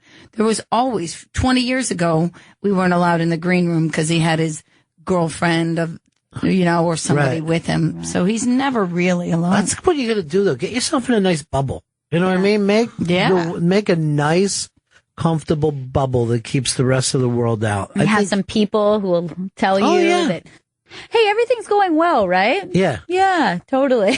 They love you. They just love you. You got to stangleize yourself. You got to get a couple stangles around you so you don't know. I've seen it happen. Yeah. I know. That's the problem with me. I don't have enough people. You need somebody. Yeah, I think probably. I met with a couple people recently, but it's just, you just try to figure out what you want to do. How do I get 20 more years out of this? Do I need 20 more years? How long can I, just sustain, but also keep growing? Every time I turn around, my material is on television. It's just not me who's doing it. It's like the third time that someone has taken, and I'm like, at what point, here we are on the comedy channels. At what point do comedians start just calling other comics out and going, hey man, when's the last time when's the last time you went to somebody and said, look, I saw that material that started with me? Have you done it? I have done it before, but it's a very slippery slope because I do believe that there's only 7 jokes in the whole world. I do believe that there are only certain premises. I do not think that I'm a genius, so I don't have, the ego behind it. But there are certain things that are pretty specific. Right. And I have really. I just said, hey man, I just fought. I don't know if I told you about this. I just fought this company called Purple Clover that was taking a bunch of comedians' jokes and making like e-cards and selling advertising and selling them and not giving us credit. That's crazy. Right now, if they quoted Dylan, they put the quote there, but for a comic, it's not about money, man. It's just about, you got millions of people, and if now you do my joke, then I go to tell it and I look like I stole it from an e-card. That's unbelievable. So I'm like, why don't I just start an e-card company? There you go. I don't, I always think that about comics too, is that there's so many places to go outside of the stage with comedy, you know what I mean? And just think of how many people do not have the opportunity to go sit in a nightclub to hear the material. It never runs the same way if you catch it on TV. It never has the same feeling, no matter who it is, No, even Twitter, because what you say or Facebook or anything gets so misinterpreted, and you're left to, unfortunately, a mass audience. When I make a joke about a shark, this lady literally, this is not even a joke. She went crazy on me. 2 days worth of, you're horrible about shark attacks, and how would you feel? Finally, she goes, this is true. She goes, how would you feel if someone in your family was attacked by a shark? And I finally just wrote back, specifically who? I just shut your argument right down. No, I would still like it. I would still find it funny if I saw my grandmother being drugged under the water by a shark. Jesus. Possibly. If they lived, I'd have to sing the Jaws theme for the rest of my life to them, Boom. People are nuts. People are crazy. But every day, that's nothing new. And yet, though, but they're able to reach us more. Like we're stuck hearing their opinions more. It used to be you just walk down the street and you wouldn't know what everybody was thinking or saying. But now they're all so loud, and they have phones, and everybody's talking about their shit all the time. You don't wonder about anyone either because of that. Like everybody puts everything out there, so you don't have that thing where I wonder how that person's doing. Well, but on the same token, though, I really think that there's a lot of people I have less respect for because of social media. Because I see their crackety, selfies with their duck lips and stuff like that, and what they're doing. It's all over the world with the duck lips, too. It's constant. Yeah. It's Russian kids doing it. It's African kids. And you're like, really? This is the one part of our culture you've taken? We love the duck lips. We love what you've done with duck lips. Look they're everywhere. Every single place. That's what Trump should have done during Saturday Night Live. That would have been funny. Yeah. But it really just comes from the idea of making your lips look full, which people have decided is attractive. That became a big thing. Well, Chris is doing it right now. He looks really good. He looks really good. There's a concept behind it, though. Yeah. I look sexy. More like he's trying to do a Mick Jagger impersonation. On the smoke show now. You really are. You're quite the smoke show. Now, you brought up Trump. I saw Jay Moore said that Trump did not bomb, and people said that he bombed. But doesn't Saturday Night Live bomb just about every week, and isn't that kind of part of it? Yeah, I'm not even so sure. I mean, maybe he has a point that Trump didn't bomb, but certainly that the writing of that episode. Like, Yeah. they didn't. It's not even like that it fell flat on its face. I think that they didn't write enough jokes. I think they just thought he was going to walk out and be. Right. Everyone's going to just love the fact that he's here. And then once he got out, I think everyone was like, It felt casual. It didn't feel electric. I say this with all due respect because obviously it's I love what they did. Pete Davidson's on it. I love, but I think it doesn't go far enough with the joke. Every time I watch it, I keep waiting for like something, the next joke in my head, or I think something funny that, this is coming or that. And it's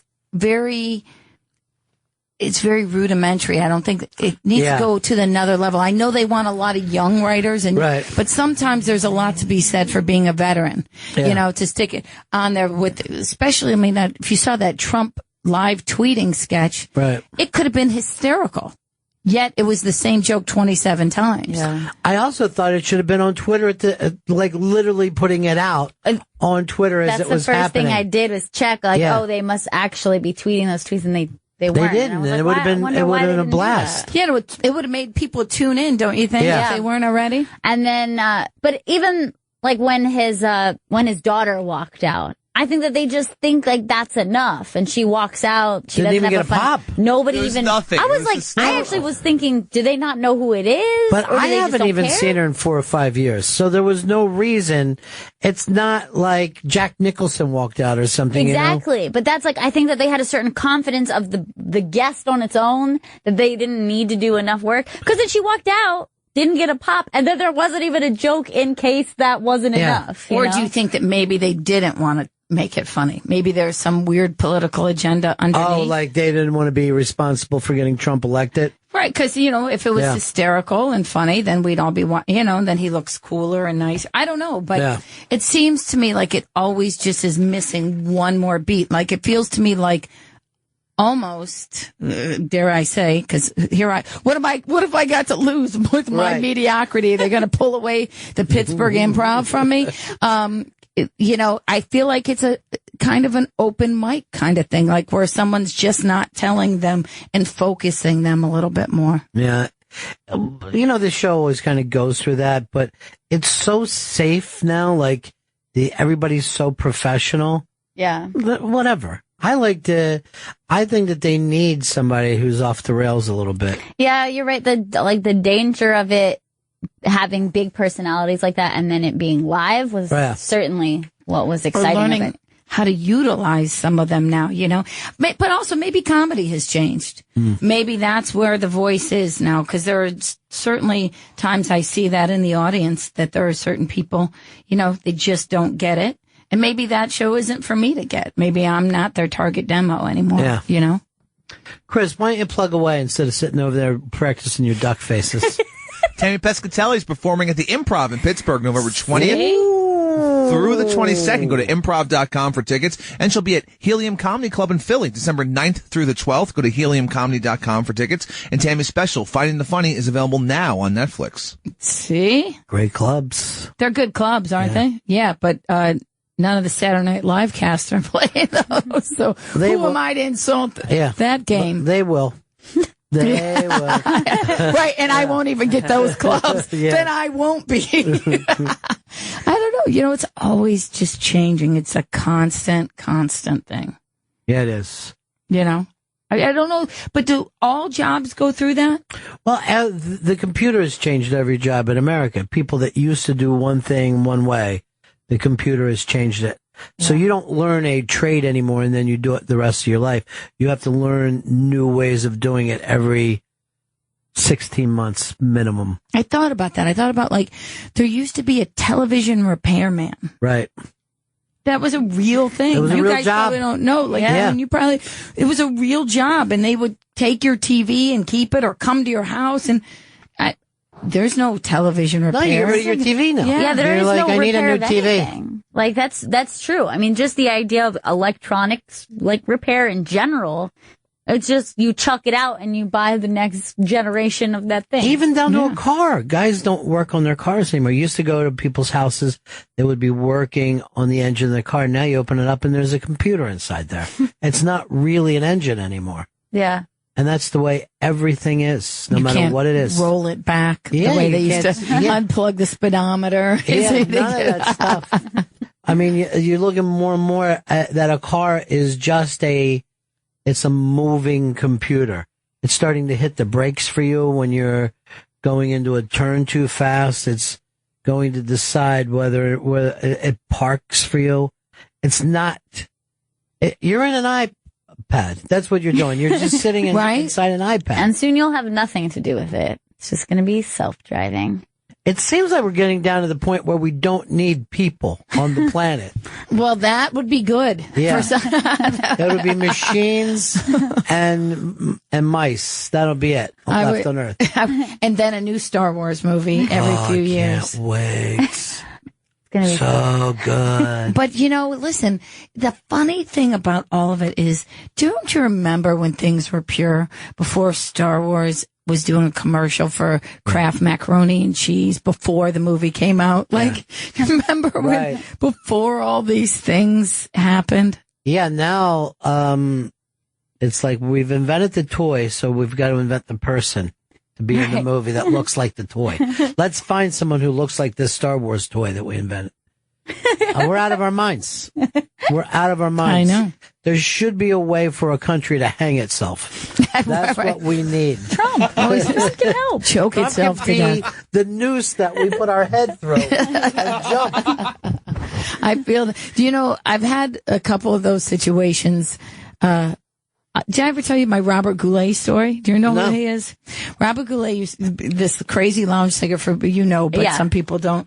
I finally one time, I'm doing a Jerry Lewis telethon. So it gives you, and it's at the Beverly Hilton, and they take you by car and they walk you through with airports, and, with umbrellas, and they take you to your bungalows, and they're like, Miss Pescatelli, it's 50. And meanwhile, I see, at the time, this was about 2004, I see, Steve and Edie Gourmet, and, who else was there?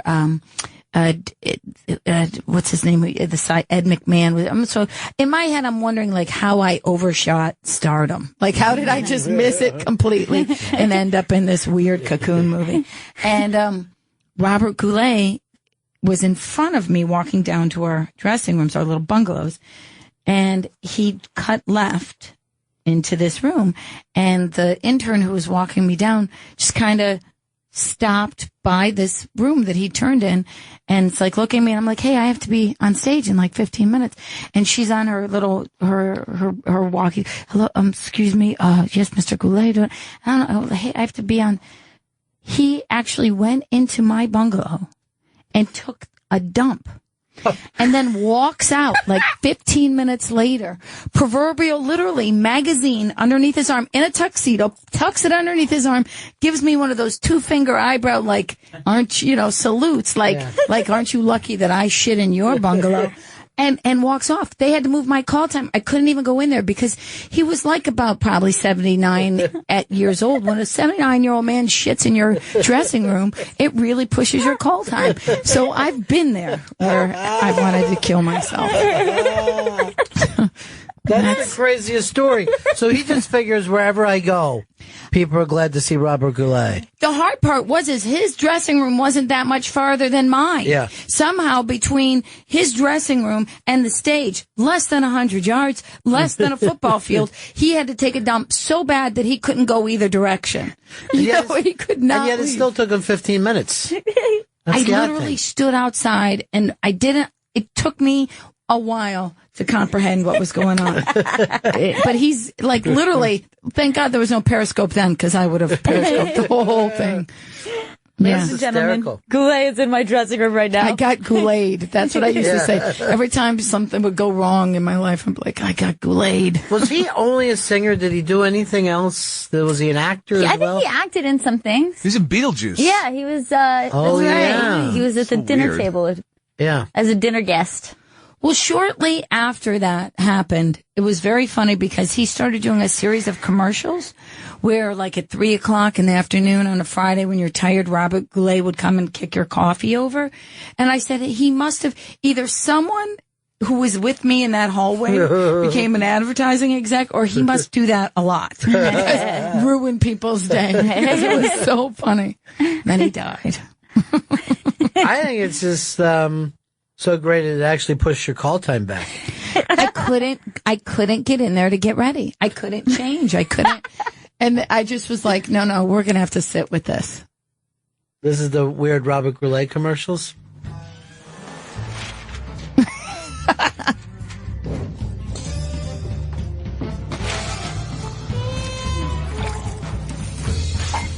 The natural energy in just one handful of emerald nuts is enough to keep Robert Goulet away until tomorrow. Should have just ended with him taking a dump. He was also Scrooged. And it didn't smell. Right? Like that guy had a bad day, but at least it didn't smell like it. Tammy Pescatelli's in studio. Tammy's performing she's performing at the Improv in Pittsburgh, November 20th through the 22nd. Go to improv.com for tickets. And she's performing at Helium Comedy Club in Philly, December 9th through the 12th. Go to heliumcomedy.com for tickets. And Tammy's special, Finding the Funny. It's available now on Netflix. Here's Jay in Texas, wants to talk to Gail. Go ahead, Jay. Well, actually, I just called to see if the package I sent never got there. It is here. Yes, Chris, it's here. First of all the packages came in because Chris Stanley finally did his job yesterday, called the mailroom. And why do they got a block between us and our things? I don't know. They said they were misplaced. And I said, how did they get misplaced? I see other people getting their mail delivered, and they had no answer for me. And I got this awesome selfie stick, too. This is Gail's time. This is my Jay. moment to say thank you to Jay for my beautiful Texas mom. Now, Jay, did you? Yeah. Go ahead. Jay, did you make it? Did you buy it? How did you come across this mom? I just went to like a local florist. Tammy, you and Whoopi know each other? Yes. Yeah, get her. I'm going to get her, okay? Yeah. She's so sweet. Sorry, Jay, I got distracted. Sorry, Jay. Tammy just saw Whoopi Goldberg and they're hugging in the hall. Oh, exciting. This is the weirdest place, This isn't is it? a very strange place. Yeah. Where you just look up and Whoopi Goldberg is just jumping up and down in your window. And then Tammy's waving back to her. While we talk about a Texas mom. There's no reason that this shouldn't be Jay's time. I know. I'm sorry, Jay. So did you say you made it or you bought it? No, I bought it at a florist. See, I told you that florists make them. Yeah. This is madness to me, Jay. I got to tell you. The Texas mom thing is the craziest thing I've ever seen in my life. Yeah. I mean, it's something I actually kind of forgot about until you talked about it on the show. Yeah. And then that's when I didn't realize that it was so much more Texas located than Southern. I thought it was more. It's not even something they do in Oklahoma and Missouri. It's just Texas. They might do it in Oklahoma or they might do it like in Louisiana, but I don't think it's any further than, like, I don't think they're doing it in Georgia. And I don't think they're doing it like in New Mexico. It's just kind of more of a Texas thing. It's amazing. And I didn't realize you could get them so personalized. It has my name on it. Chichester's wrapped on it. Your childhood school. Well, I didn't think your performing arts high school had as much of a football team. So they didn't, actually. They did not. I don't think any, Chris's school, there isn't any real New York City football schools. I think in the Bronx, where you have a little room, they do it. But Manhattan and Brooklyn, Brooklyn might have a couple. Yeah, it's teams. possible. But it's not the same. It's not the football culture. Yeah, they don't have it at all here. For gym type courses, I did like movement, yoga, stuff like that to get credits. There was no gym class. Could you have? Did I get the Chichester colors right? Well, it's maroon and gray, so it looks like you've nailed it, my friend. That is it. Oh, okay. You got it. And then this Thanksgiving, we will beat Sun Valley. I know it. With this, Mom? Or finish second, at the very least. Please, can I show up to the game with my mom on? I don't think anybody would have any problem with that. Thank you so much, Jay. I absolutely love it. Well, great. I'm glad you finally got it. I thought it. I haven't even been listening today, but I called in to see if it got there or got lost in the per case. No, it would never have gotten out of there. Stanley finally did his job after there was enough complaints. Oh, okay. It got there like last Monday. Yeah, I know. It's been down there for a week. Yeah. Unbelievable. That's Stanley. That's that son of a bitch, Stanley. Just to think of my beautiful mom not seeing the light of day. Yeah. Not even just your mom, but your dad. Yeah, dude. I'm sorry. Yeah. I tried to get her. No, but you did get her. That was nice. That was you got awesome. a chance to run out and see her. Well, I wanted to bring her in. You don't But have she to. wanted to. No, she wanted to. I Yeah. asked her straight up, but her Her people had a the spot guy for her. who has a shoulder surgery, like Chris, but they gave him a pillow. So I think Whoopi's guy had a better doctor or something, Chris. I How'd don't you know. get a pillow instead of... Why are you all... I barely got a sling over here. No, let me just tell you something about Tammy. You know, she's always complaining about her career. I turn around, there's Whoopi Goldberg just trying to get Tammy's attention, and I felt like I was nuts. I know. I just looked over and go, what the hell is going on Did you here? notice the two of us looking at you with our mouths agape? I know everybody, but I don't have anything going on. No, Why don't you get on that show, The View? They're always screw. You'd be perfect for that show.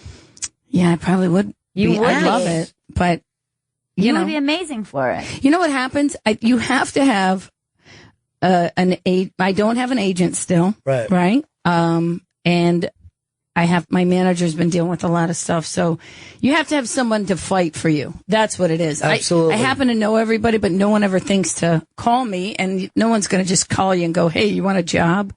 You know. I don't know. Who knows, guys? I suppose in my time it will happen. Sure. I'm gonna come over here. And let me tell you, when you look up and there's Whoopi Goldberg banging at the window to get your attention, hey, you're a big deal. Yeah. You're a big deal. Big time. She has always been really good to me, you know, but it's a weird thing because I always feel like people don't remember me. So I kind of I thought it was, you know, I was like, you're a smoke show, baby. Who could forget the smoke show? It's smoke and mirrors. That was really, really sweet, though. That was nice. Well, I wanted her to come in. She was going to, by the way. Don't you think so, Chris? I think she wanted to, but they had her. People were rushing her away. It's fine. I think just cool seeing enough. you do that was cool as could be. I remember the first time I ever saw, because people forget about this, but Whoopi's first special that she did on Broadway, she was unbelievable. Yeah. Unbelievable. Like, you hadn't seen any. And then from that special, Spielberg gave her a call and gave her the, what was it, the purple something? Color purple. Yeah, Color purple. Yeah, Kids Color makes Purple. it easier or whatever. And then she was on her way. She was a big star right away after that, you know? What year would that be? Like around what year? 84-ish, 85-ish, something in there. So would you like to do a scene from Color Purple with me in case Spielberg is listening now? Sure. That he could help us? I'll play Mr., the mean black guy. Yes, who and tries- I'll be Yeah. Sealy. Yeah. I don't know. I used to know the Oprah character. She had a couple fun lines about Harpo, right? Remember Yeah, her? yeah. Right? She's Harpo, Yeah, don't you be looking at them girls, Harpo. That was her big bust out too. When Oprah was in that. Yeah. I think she was nominated for that. Yeah. 85. 85. Wow, look at you. You got it, You didn't Chris. even have to look that up, did you, Chris? It's all, I love the color You know, purple. That's his thing. Crazy. He runs it in his head. Obsessed. He could write a book called From the Color Purple to Color People. My obsession with that whole scene. Go ahead and plug away, Chris. The Smoke Show, Tammy Pescatelli. She's performing at the Improv in Pittsburgh, November 20th through the 22nd. Go to improv.com for tickets. And she's performing at Helium Comedy Club in Philly, December 9th through the 12th. Go to heliumcomedy.com for tickets. And Tammy's special, Finding the Funny, is available now on Netflix. So the Beautiful Smoke Show, she always complains, people don't tell. And there's this giant star. I know a lot of people. Yeah. It doesn't mean that it makes my career. To me, it does. I think it does. To me. You know, that will be, I believe, is an EGOT winner, Emmy, Grammy, Oscar, Really? Tony. There's only a couple. There's a dozen people in history who have that. She's one of them. Only a dozen. But, you know, I don't see anybody else who, you know, people jump through.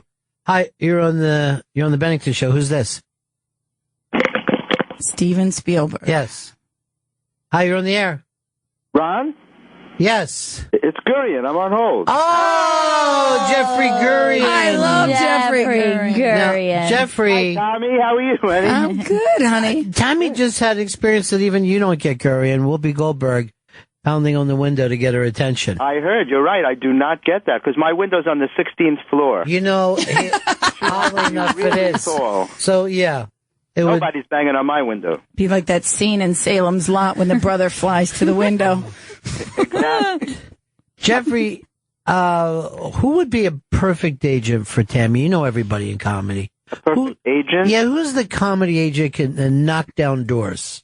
She knows everybody. Everybody loves Tammy. I know, but she doesn't feel that. No, they don't. It's hard to, you know why? Because there's a zillion comedians these days. It's hard to make a space for yourself, but she's got a space. By the way, how's Luca? He's great, thank you. Yeah, Both sure of them. Tell him I said hi. Thank you. Thank you, I will. Look at that. See, that's how he does it. He knows everybody. He knows that guy. everybody. He's got a little something on everybody, too. Yeah. And Jeffrey, you're doing a show in New York City Thursday night? Thursday night. Yeah, It's my Jeffrey's in. debut, yeah. See, I'm sorry, I didn't mean to cut you off. Finish your sentence, Jeffrey, and then No, I'll. it's okay. It's Thursday night at Broadway Comedy. I'm headlining there, and I'm really excited about it. Okay, there's my point. Jeffrey is in the New York Comedy Festival, and not me. Yeah. Yeah. Right? It was between the two of you. But congratulations to you, Jeffrey. Thanks. I kicked off, that, are you familiar with that Hysterical show? Yes. Yeah. That was amazing. I was in a sketch last night with Kyle Grooms, who played President Obama. And there's this talented girl, Christina Cote. Have you come across her?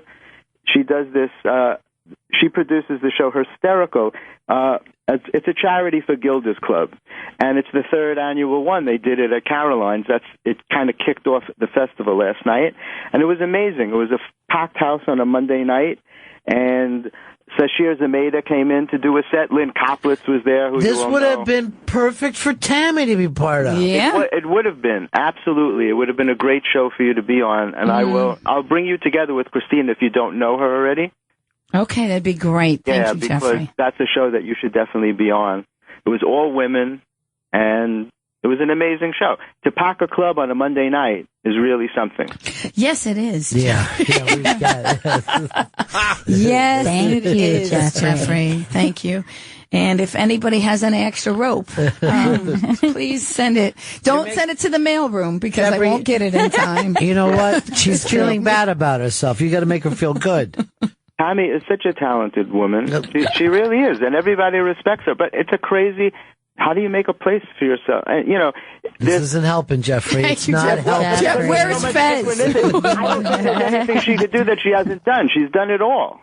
And So then I should do her. Ride off into the sunset?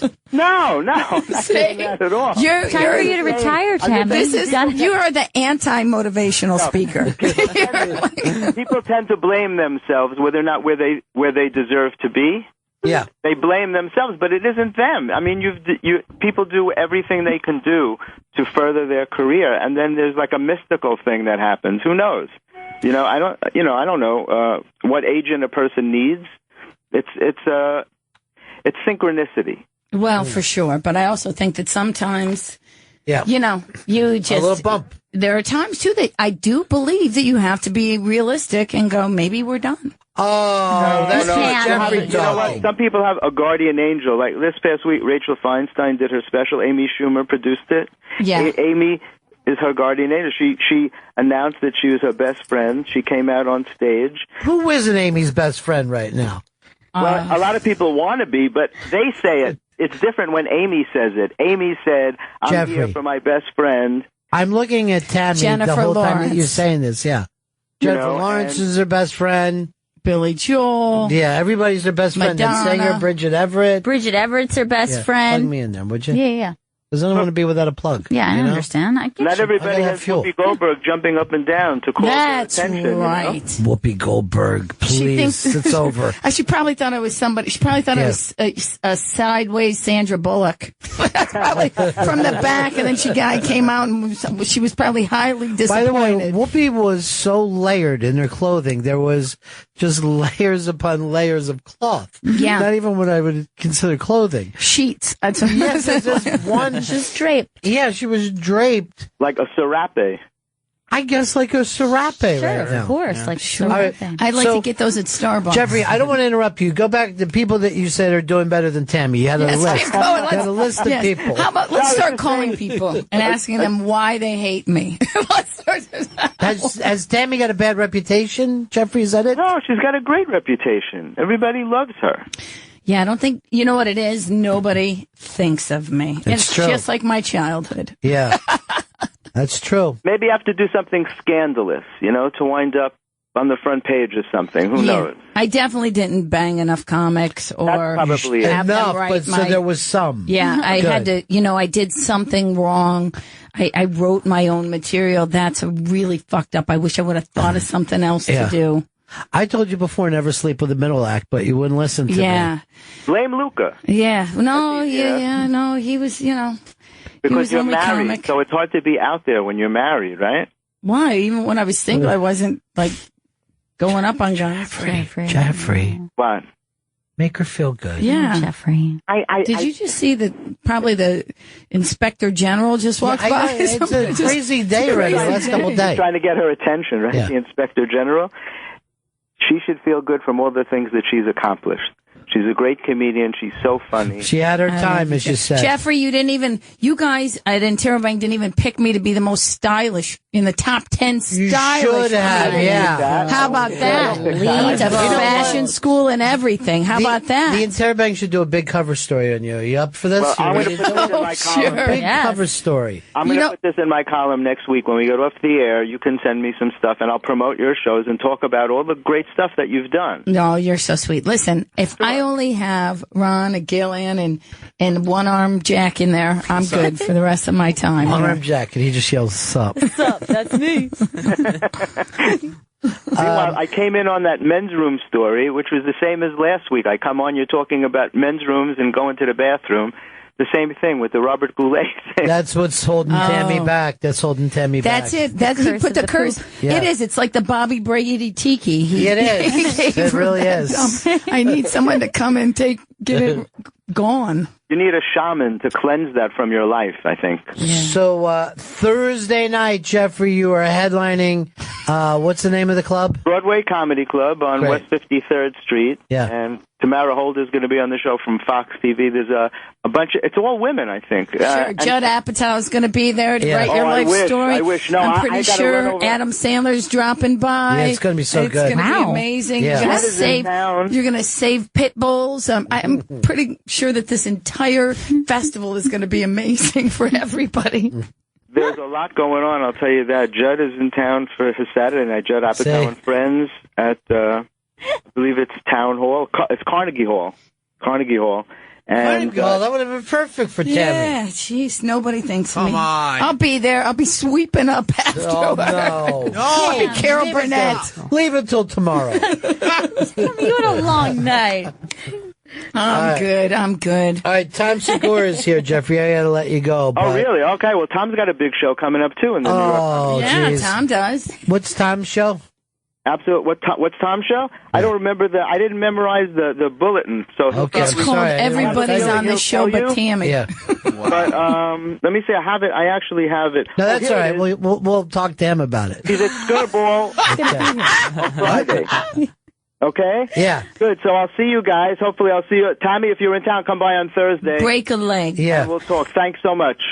Take Bye, care, my Jeffrey. friend. Bye, Gail. There goes Jeffrey Gurian. He's so great.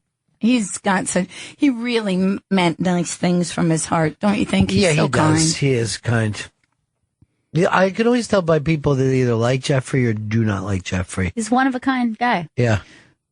You got, what did you get from me then? Well, that you like him Yeah. very much. Okay, good. I do. But some people are like, oh, that guy, and they get really mad about him. I don't know why. Who was the last guy who got very mad? And Vic Henley. Vic Vic Henley. Henley. He wanted me to stay away from Jeffrey and said he was a whore master. Which I don't know why. That's something to judge. Just because that you're with Asian and black women don't mean that you paid for them. Yeah. Yeah, or a master He's a at type. it. Yeah. You might, yeah. He is a He could be an type. apprentice. He could be a whore apprentice. It's hard to master whores. Just to keep them on a schedule is just exhausting. Come on, ladies, let's go. You got to punch it in. Now they got Yeah. programs for that, but I know. still, jeez. Back then to schedule. Oh, terrible. What is it, Chris? I wanted to talk about Italian Pescatelli's upcoming dates at the Improv in Pittsburgh, November 20th through the 22nd, improv.com for tickets. Helium Comedy Club in Philly, December 9th through the 12th get tickets at heliumcomedy.com. And Tammy's special, Finding the Funny, is available now on Netflix. Thank you for that. But don't forget that Jeffrey is headlining during the New York Comedy Festival. Between me and you, it's during it, but it's not part of it. Okay. So if that makes you feel better. Hey, but I was part of a Periscope yesterday that I know got a lot of got a lot of people paying attention to Scope it. Talk Live, STL. Yeah, so who It's knows up right what's next? Yeah, but they disappear within 24 hours. That's the best thing about Scope. Yes, they're just gone within 24 hours. All right, Tammy, thank you so much. I love you guys. We'll see you Love again you. soon. We'll be right back. Bennington. One of my favorite human beings, funny man, interesting man, great storyteller. Tom Segura is here. And also, by the way, Gail, he's got the loveliest and funniest wife. And I didn't know this. You guys are going to add another person to the family. It's going to pop one out. That's so awesome. This is your first? Congrats. First one, yes, thank you. It's a boy. He's massive already. And he's already got bookings. His mom is booked, his dad's booked, and he's doing booked. spots right now. Yeah. He's doing womb spots all the time. Yeah. That's great. She makes him go up at the store. Like he's working it out, man. Yeah. So this, to have one parent do comedy is strange. Two, that's Ben Stiller time. We're pretty sure. I mean, in our mind, it's going to be like we're self-loathing comics, but we're fairly confident in ourselves. Yeah. And we still feel like he'll be like, you guys are the fucking lamest, unfunniest people on earth. Yeah. And, every time we talk, he'll be like, you're still doing that bullshit bit? You don't have anything new. All right, man. No one talks that way anymore. You realize that? Still doing shit from the 80s. That's the beauty about kids is like, it is so out of your hand. And people always say to me, well, what's the parenting? And I go, just luck. Try to be as lucky as you possibly can. I was always amazed of how, with my kids, they seem like their personality was formed second they were born. The second. Really? Yeah. I keep hearing parents say that like you see them in the hospital and they're like, and you start seeing their personality and then like they grow up and you're like, yeah, you were like this back then. I'm like, yeah, what? I can't even wrap my head you around. haven't really learned anything or changed in any way. That's just you. But see, I remember in my neighborhood, there was this family that they were like the kind of nice people that you couldn't almost even stand, right? Right. And then they had 3 boys, and they were incredibly nice. And then their 4th fucking boy was Breaking Bad. I mean, he was just a fucking gangster, guns, drugs. He got shot. He was in a wheelchair. He still was a gangster in a wheelchair. Jesus. And he finally OD'd and died. And like people went like this, oh, this is so good for their family. You know what I mean? Like, but they just had no control. Where, was this Florida? No, this was in Pennsylvania. And I remember this kid in like 7th or 8th grade. He went into the church. And underneath the thing of Jesus, he put a big split beef fucking hustler picture there, which was hilarious. But to his family, like, you couldn't have done anything worse. It's about as bad as you can get. At that age, like, you couldn't get much worse. They tried everything. They would have set me on fire if I did that. My parents, yeah. Yeah, nothing worked. No amount of understanding worked. And that's just the point. Whatever happens, this is going to happen. You don't have to worry about it too much. Did you think it was funny, though? Did you think it was funny? Oh, yeah. I thought he always thought it was funny. Immediately. There's pictures of me as an infant laughing at him that I don't even understand how. You wouldn't have been. There's a picture of I'm laying in bed and she's on my chest and you just see me just killing. She's just screaming in my face. But I look from the size of me in the picture, I look like a week old. Yeah, like, you were really. Like teeny infant. Right. You were really, really little. But see, they are funny. And her brother's he doesn't even give a shit about it. He's funnier than any of us. Yeah, but he's crazy funny. He'll just come in and nail a line and leave. Mm-hmm. And, he doesn't give a fuck if we think he's funny. Yeah. Right. Right. And I think he kind of thinks that we're pussy for wanting people to think that we're funny. Yeah. You know? Like we both are more like wanting the attention. Yeah, did you get what you wanted from people? We're both similar the way other people are laughing and we're like, that look on your face, you're like, I did it. I got what I needed. But yeah, he's not that way at all. He mocks your need for that. Yeah, right. Yeah.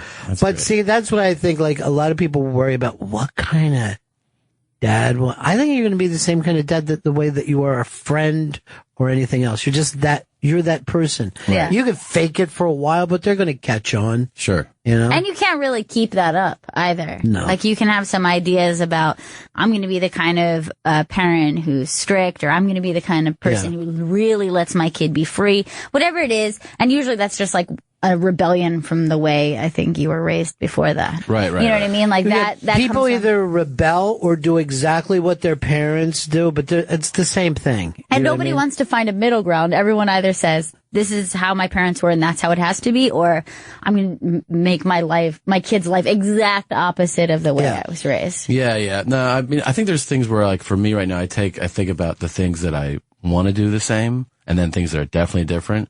But I also can't help thinking about what, like, you know, there's things that, like, everybody hates about their parent. Like, I talk about my mom to somebody, my dad. What's the thing going to be that my kids, like, I fucking hate so much about my dad? So you start to, like, pick apart yourself, like, personality wise, like, and then I would start to be like, what, is there any way I can change it? Like, nah, he's just going to hate that part of me so much. Yeah, right. Yeah, you're not going to change. The kid is going to react, and you'll just eventually treat each other. Like, the best thing that anyone can ever do is when you figure out, oh, my parents are just people. Yeah. So I say get that over with fairly easy. But you don't get to that. I mean, I didn't get to that realization until like last year.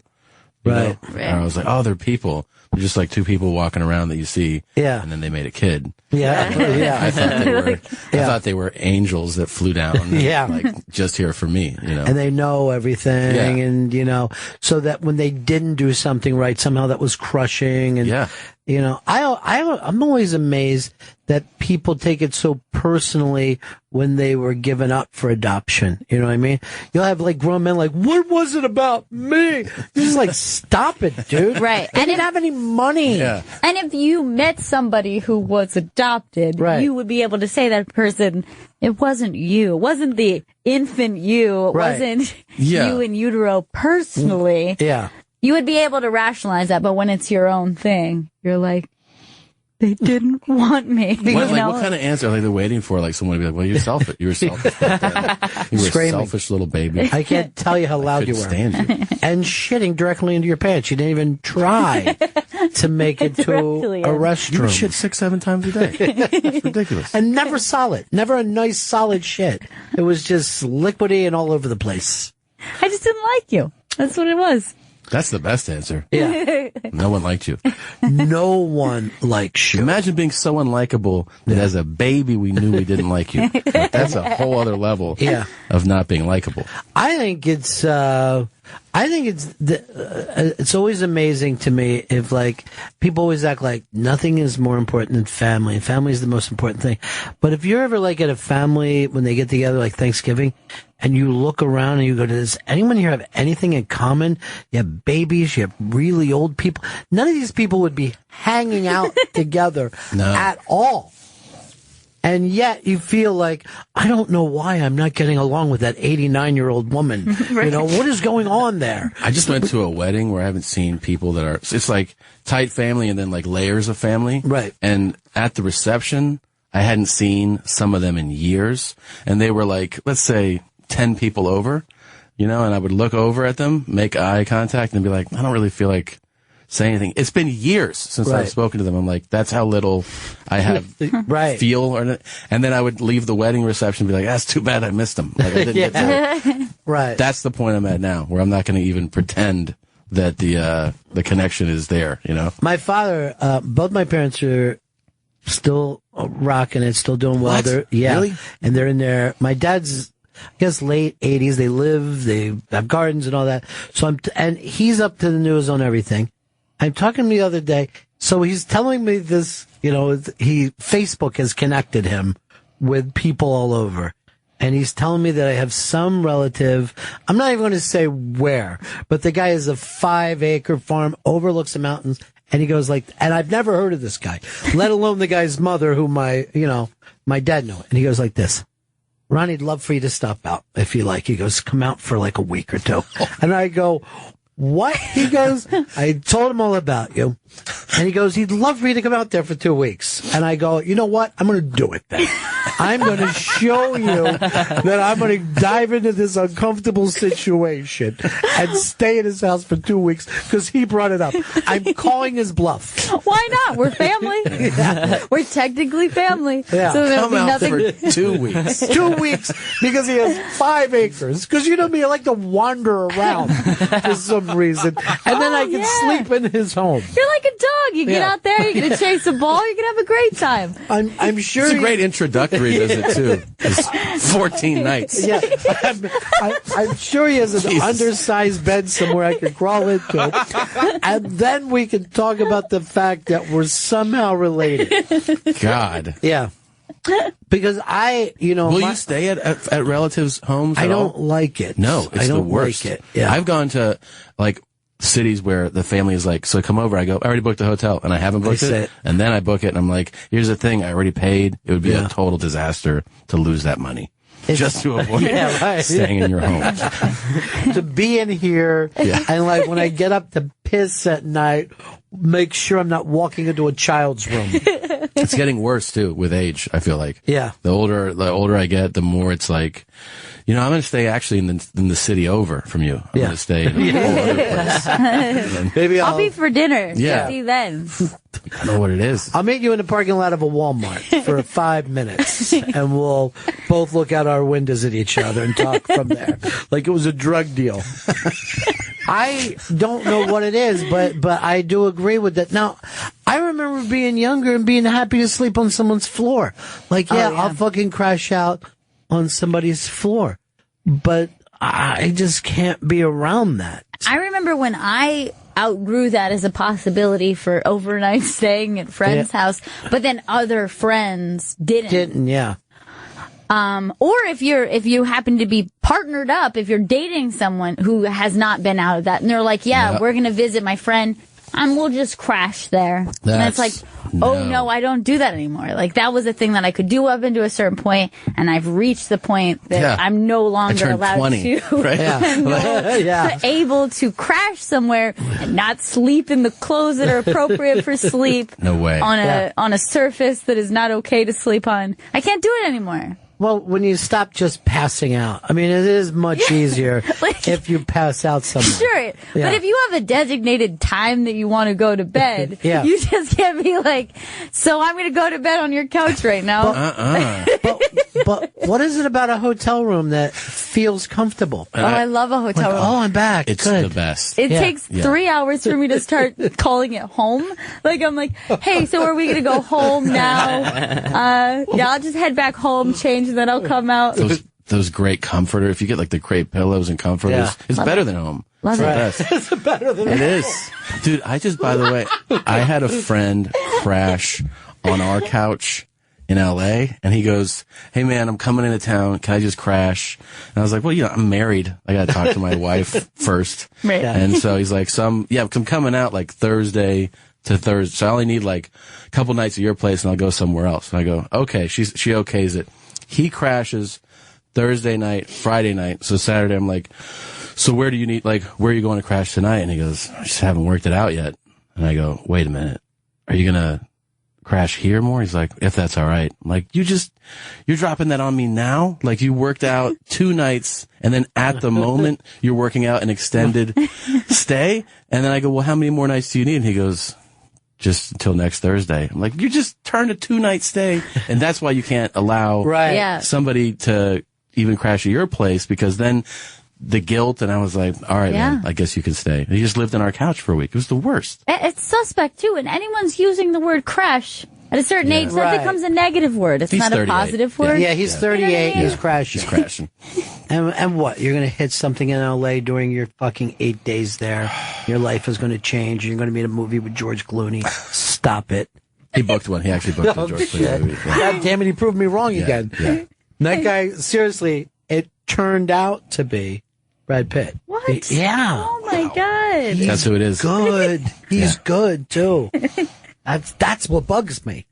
Tom Segura's in studios. Yeah, I know it. I'm looking right at him. He's performing at the Skirball Center in New York City Friday, November 13th at 10 p.m. And on Saturday, performing at the John Lyman Center for the Performing Arts in New Haven, Connecticut. Go to TomSegura.com for all additional dates and to get tickets. And Tom's special, Completely Normal, is available now on Netflix. And he's hysterical. And he's funny. And he gets, now he's got the funniest family in the world. We'll see. His family is... I'm going to say this. They're the comedy version of the Fondas. That's where I'm going to put them right now. Wow. Yeah. That's pretty great. What's sad is that it'll make your son Peter Fonda, and that's trouble.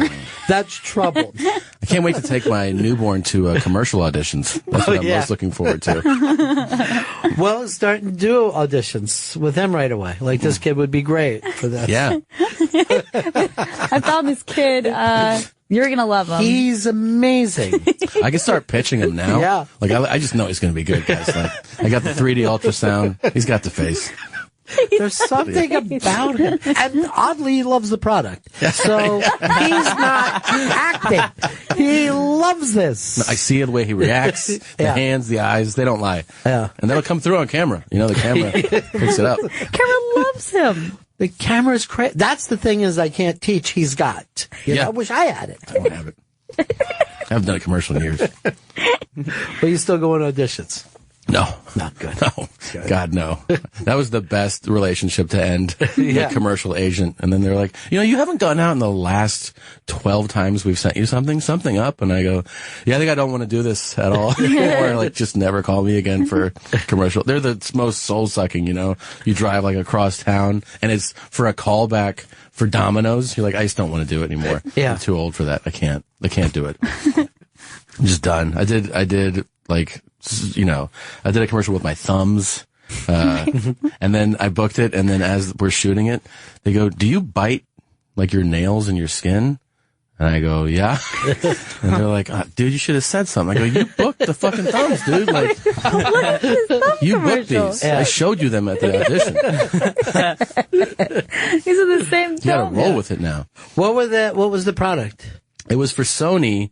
It was a whole campaign where they did like CGI effects on your thumbs. Yeah. So thumbs were in hot tubs and thumbs were in like fucking football games and like thumbs in all these different scenarios. It was for like some tablet, so your thumbs are partying, And then they were like, your thumbs are terrible. Yeah. After we're shooting. I'm like, well, I auditioned. My thumbs went through the process. You're fucking shitting on my thumbs now? Right. Well, let's try my forefinger. See how that works out for you. It's really bad.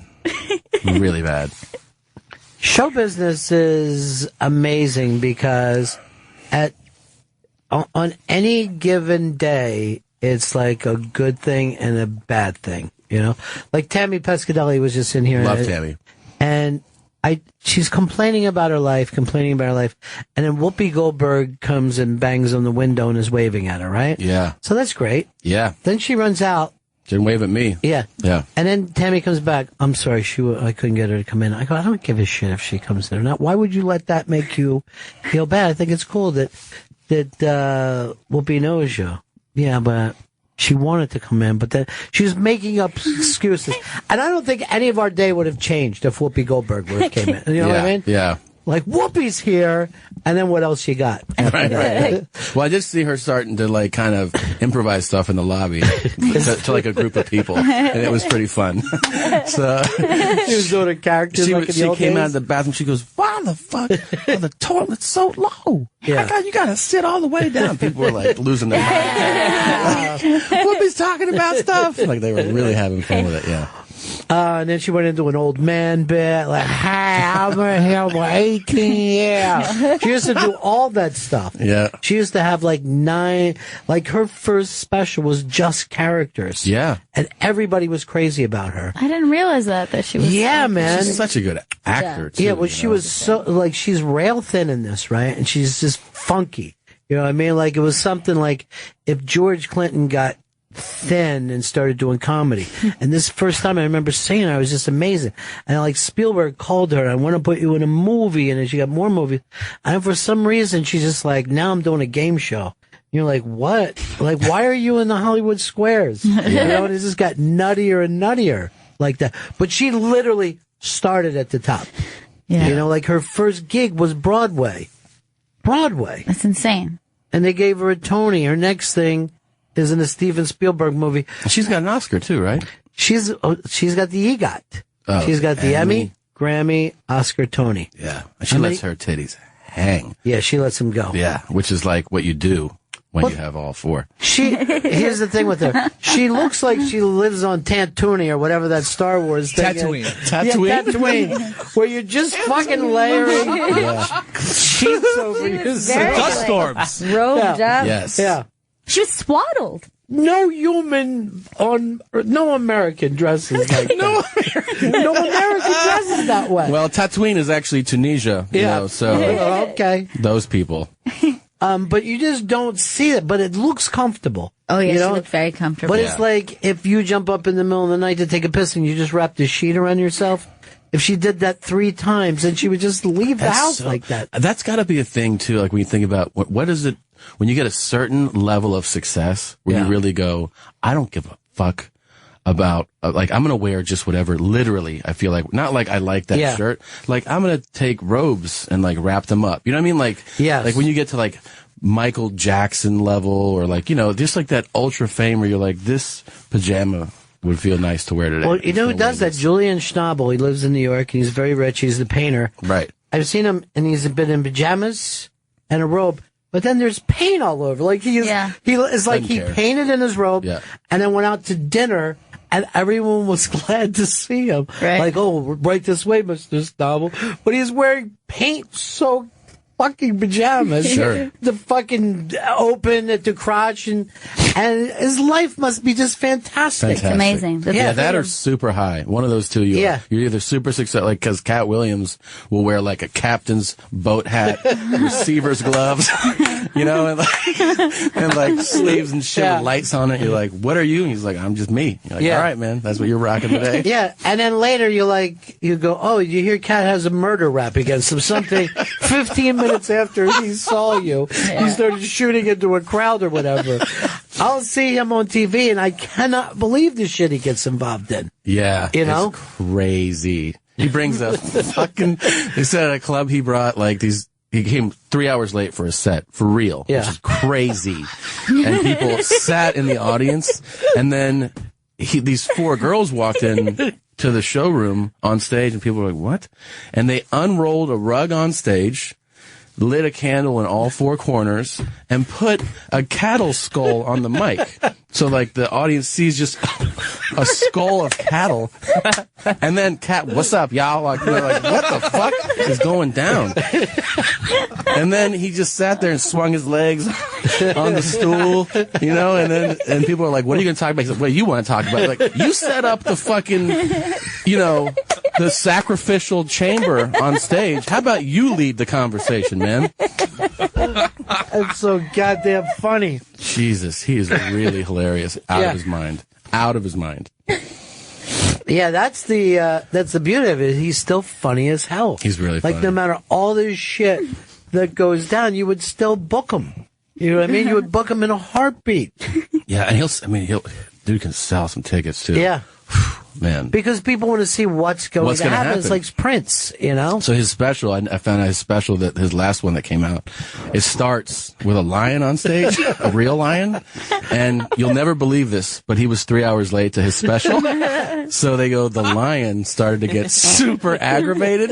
They're like, the lion has like an hour window. So we're pushing it 2 hours. So that's why you only see it for a second, because it was supposed to be like more of like a, you know, walking around. Yeah, and they're like, that was it. Like they, so you just see the lion, and then Cat comes out, you know, whatever, I think on a tricycle or some shit, and then, you know, sweating and. Well, the lion can't work under these conditions. I mean, he's a fucking professional. Yeah. If you're going to be late, I've never seen it. 30 years of theater, I've never seen anything so unprofessional as what just took place here tonight, Cat. So he puts the line up because he's cat. Was that his big cat connection? I hope so. But I think he's just like, probably watched somebody else's special and was like, oh, you just walk out?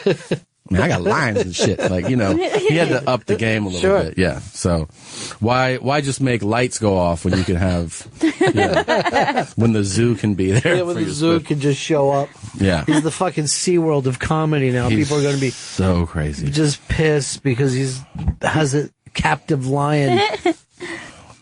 Forced to do shit.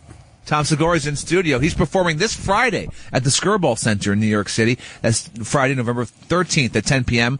And then he's performing Saturday at the John Lyman Center for the Performing Arts in New Haven, Connecticut. Go to tomsegura.com for tickets and all additional dates. And on Netflix, Tom's special, Completely Normal, is available right now.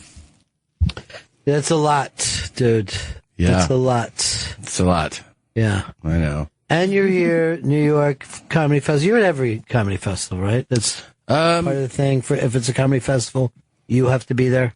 No, I mean, like I like to do. I don't like to go that. I've done a few. I've done Melbourne, Australia. I've done that, and I did Hong Kong, and I've done Montreal a bunch. But I'm not trying to get to every festival either. You know, like sometimes they're like, "Hey, this festival." I'm like, "Oh no, man. It's too much." Yeah. So this one's. I think New York is like. It's for me, it's one of the most fun places to visit. Right. So it was without question. And it's the least centered of all the festivals. It's not like it's put together so everyone's staying together. Yeah. You're really just in New York. Most of the people at these shows don't know that a comedy festival They don't care either. Right. Yeah. Like they're just seeing like, oh, I'm seeing Judd Apatow. Right. They don't know like, oh, I'm getting the pass to go to 18 places. Right. Yeah. So it's about brand awareness. Yes, brand awareness. Want the brand to grow. Yeah. No, Nothing more important than the brand. Yeah. This is fun. Toronto's fun, and Montreal I think are my three favorite.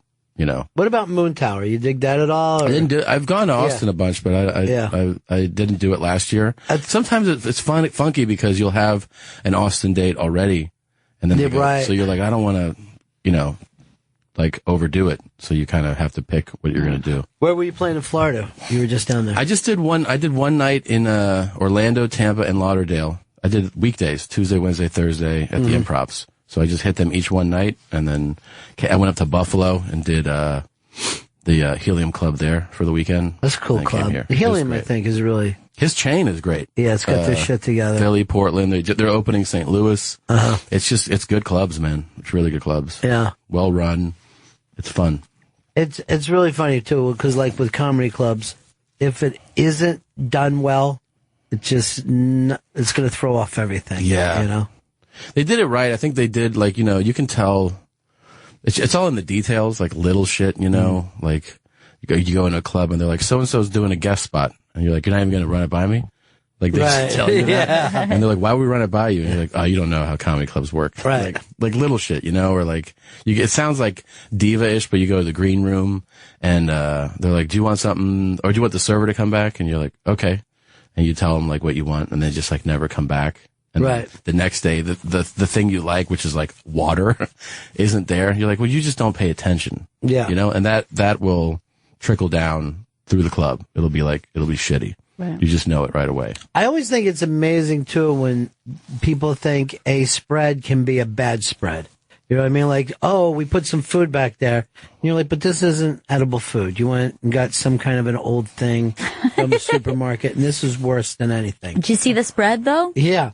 Love it. Or there's a bag of chips, and it's not open. You're like, you really don't care at all about this. I like when you do like I've done some rock clubs and like some smaller theaters where there's 2 acts booked, and I'm like the early act that night, and I get off stage and the second act was a band and they're in the green room eating your stuff. Yeah, right. And then they look at you like, "Can we help you?" And you're like, "Well, yeah, because you're eating my food right now." Yeah. So you're eating my food, and that's my stuff there in the corner. Yeah, that shit you put on the ground that was on the chair, that's my shit. So you could give that back. It'd be great. And when you're on the road, you do need some kind of stability. You know what I mean? Like, that's why no one wants their room fucked with. You just feel like, okay, this is my real estate on the planet right now. Yeah. Please don't touch this stuff. Right. Yeah. Homeless people feel that way. Like a homeless guy will get mad if someone touches his trash, and it's worth it to him to kill that person. You know, because I can't do it anymore. Right.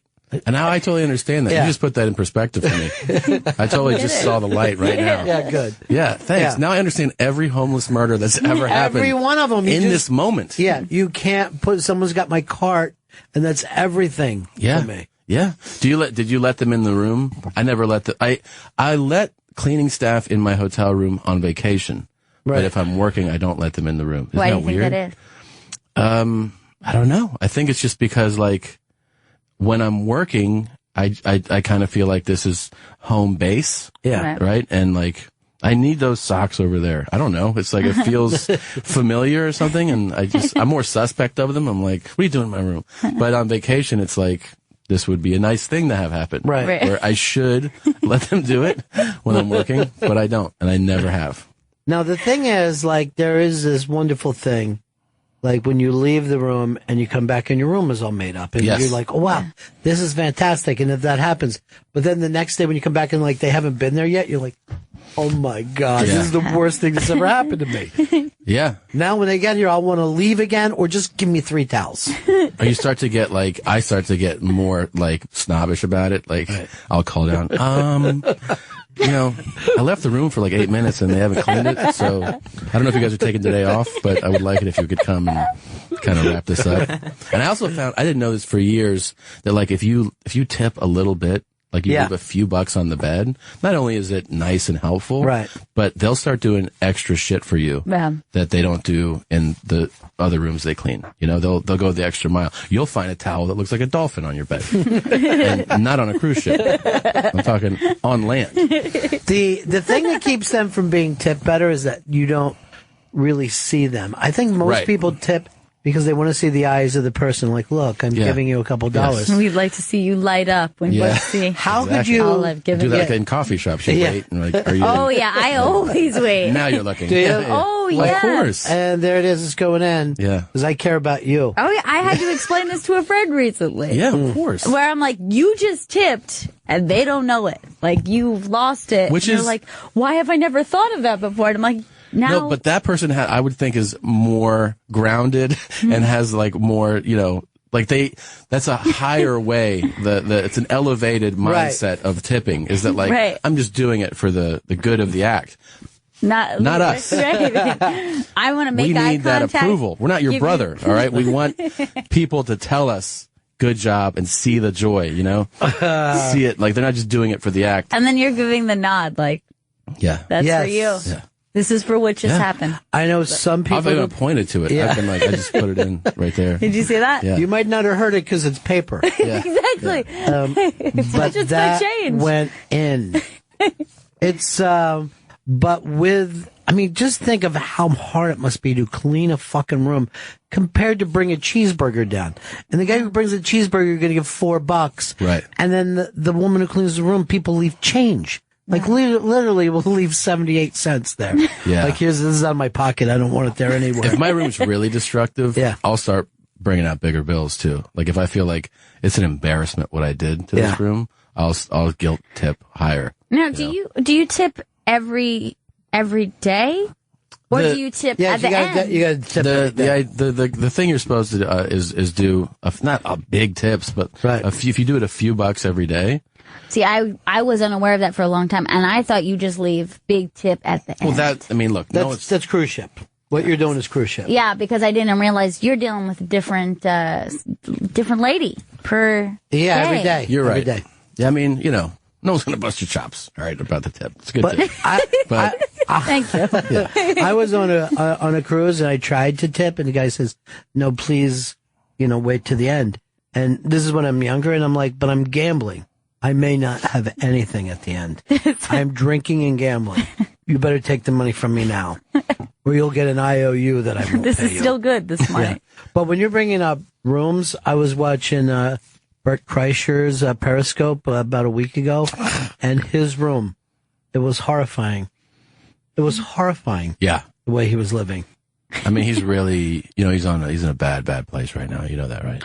I know because he talked about it all through Periscope. Okay. He's really spinning out of control, guys. Why? Let's talk to him now. Bert, if you're listening, put the bottle down. The little bottles. He had little tiny bottles everywhere. What was his room? It was a matter of hoarding and traveling at the same time. He was traveling with too much and then laying it all out, all over. And then he went through and showed us all, like, this is a little bottle I have. This is a pair of skates. And you've seen too what he does where he leaves stuff for the maids. Like he really started to build this thing of like scare the maid kind of stuff where he put pants with towels and shoes under the bed so it looks like someone's there. And, all that kind of stuff, or like hanging out of the window and just stuff to like terrify the maid that comes in. No, do you really feel like he's in a bad place? No, I just like to because it feels like that. Because like the other night I'm watching him, he's periscoping, and he goes up, he was like, all right, I'm going to put you guys on stage, blah, blah, blah. The place is happy. And then he puts it up, and I noticed that he's gotten to the stage in his shirt somehow has come, because I heard him get a big loud cheer and everything, and then he's half naked. He does every set this way. Yeah. And whenever I see a photo of him shirtless, I'm like, must be doing a lot of writing this week, huh? Yeah. And but he's it's a party. Like the guy's a party. His Bert's problem is wherever he goes, somebody wants to drink with Bert the Conqueror. You know what I mean? Like, wherever he goes, like, oh my God, Bert's here, let's go out. And, he finds himself into that. Yeah. And he also has the craziest travel schedule because he's shooting multiple TV shows for Travel Channel. Then he'll go from that home to like see family and then go straight to a gig of like 6 shows. And it's like, and then you go from there to Rome to shoot another Travel Channel episode and fly. So the guy, I don't know how he's sane, but back to the drinking thing. We were talking about it one time because we're good buddies. Bert and I are really close friends, that we have, fears in opposite directions when it comes to people, in that he feels like if he doesn't hang out with people that they won't like him. I feel like if I do hang out with you, you think you like me, you think you're crazy about me. Book it to the hotel, and he's like, I'm here until 4. Like hanging out. That's so funny. Now, why do you think you guys are close? What is it about you two? Part of it is that like I thoroughly just enjoy the guy. Yeah. Like I enjoy his company. He's a sweet guy. He's a great guy. And I'm not that personality. We have such different personalities where he's like, when we walk into a room, he's going to be like the guy. Uh-huh. And to me, it's not a threatening thing. Like I enjoy him being on, I enjoy it. So there's comics that like, they can't enjoy that part. Right. That it's not, It's not them. Right. Yeah. Like, I should be the guy. Right. Why aren't I on the Travel Channel? Right. Shut up. But we're just, we're just at a bar. So just enjoy it. Like, it's fun. And he's a really good guy, man. He's really, really funny. Super funny dude. But, you want him dead in a year. Yeah, we all want him to not be that. Yeah. Not be dead in a year. But I saw him say on his Periscope that he will stay alive and he's going to change everything in December and he's going to be working out. And I'm going to do He does a yearly detox. It's always having a green smoothie today and like I ran 3 miles and then it'll all kind of shed off and then he'll be back in the spring. Right.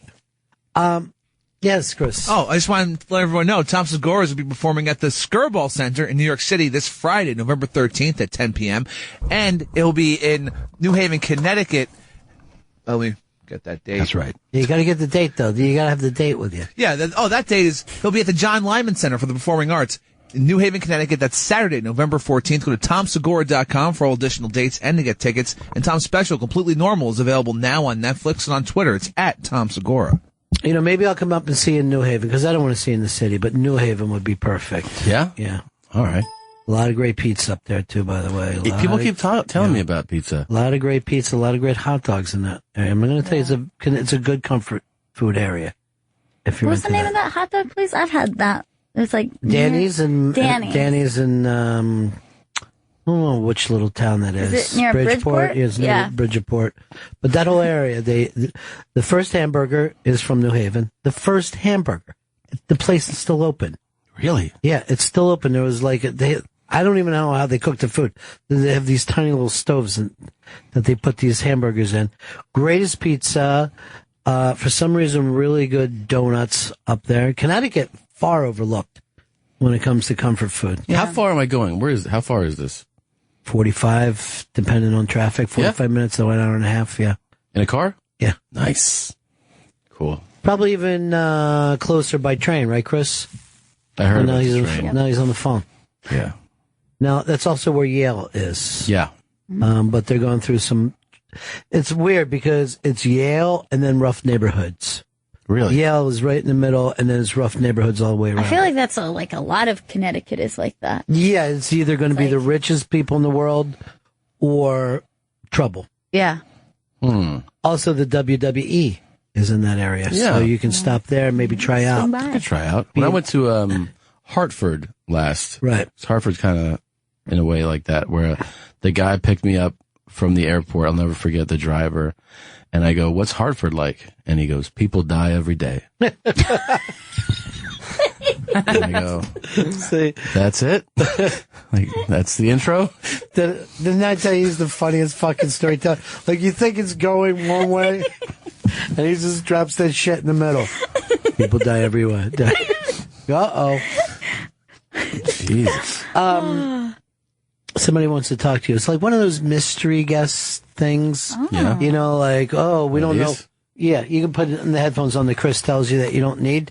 Now you need them. You do need them. Now it's okay. Remember when he told you don't fucking tell him what he needs? I and told you doesn't that. need? I told you to stop telling me what to do and what I need in life. I look like an idiot. Yeah. But long before that, let's see if we can guess who the mystery guest is. Mystery guest, enter and sign in, please. Hey, I'm real first time caller, but I've been on the show before. Bert Kreischer, everybody. I can't believe Tom has the balls to say he's worried about me. He is easily 50 pounds heavier than I am. I'm here with them, and they're all being like, no. They're all shaking their head. We're like... They just saw you, and they think you're way fatter. It isn't even... I literally thought of Tom yesterday as I was trying to wipe my ass, and I was like, wow, this is getting tough. And I was like, well, Segura must have a field day. He's like, got to have Bush help him out. No. Well, he's got a rag on the end of a stick, and he says it works fabulous. Yeah. But here's the thing, Bert. I saw you on Periscope doing a couple of cries for help, and everybody likes you and wants you to be happy. Dude, Ronnie B's really worried about you. No, this is not an intervention. Yes, it is. You called into your own intervention. Yeah. I don't even party with Ronnie B anyway. I don't even think you could, dude. I don't, if I'm going to be honest about it. I think it's a little bit deep end of the pool for you. But you were looking into your phone saying, my life has got to change. This doesn't work. Is this the Periscope when I was spiraling out? Yes. Oh, yeah. Yeah, that one. My life doesn't have to change with booze. It has to change with food. But then, yeah, you were yelling for a solo cup. But then I also saw that your room was a wreck, and you just had these tiny little bottles of liquor all over the place, inside of socks. I call them roadies. Think about your kids, man. Think about your kids. Yeah. What city are you in now? I'm in Austin. I just rappelled off a building. Really? Yeah, 210 feet. And the last time I rappelled, I fell and messed my back up. And it was terrifying, absolutely terrifying. I'm sure those two little girls at home would love to see their dad today. Hey, listen, Captain Fluff, you got a kid on the way. Yeah. And they're gonna say you're gonna squawk in, and they're gonna go, sir, do you mind if we check your blood pressure before she gives birth? Sure. Sure. Yeah. Now, why are you repelling? Bert, if you're terrified, why are you doing this? Ron, this is the very beginning of all questions about my life. Yeah. I don't know. I'm redoing the show Bert the Conqueror for Travel Channel, and so that was one of the events. Yeah, we need to see that again. Are there more roller coasters this time? Shut up. Listen, True TV wasn't calling, so I had to go to Travel Channel. Yeah. What were you on when pit bulls attack? What was it? It's called How to Be a Grown Up. Oh, How to Be a Grown Up. You're on How to Be a Grown Up. Yeah. You're on How to Be a Grown Up. That's right. This should be the show right here. There it is. You guys trying to just figure each other out for a second. Man, we're looking at pictures of us. Ad sales will go through the roof. We Bert. can sell them to Preparation H, Pepsi Complete, Rogaine.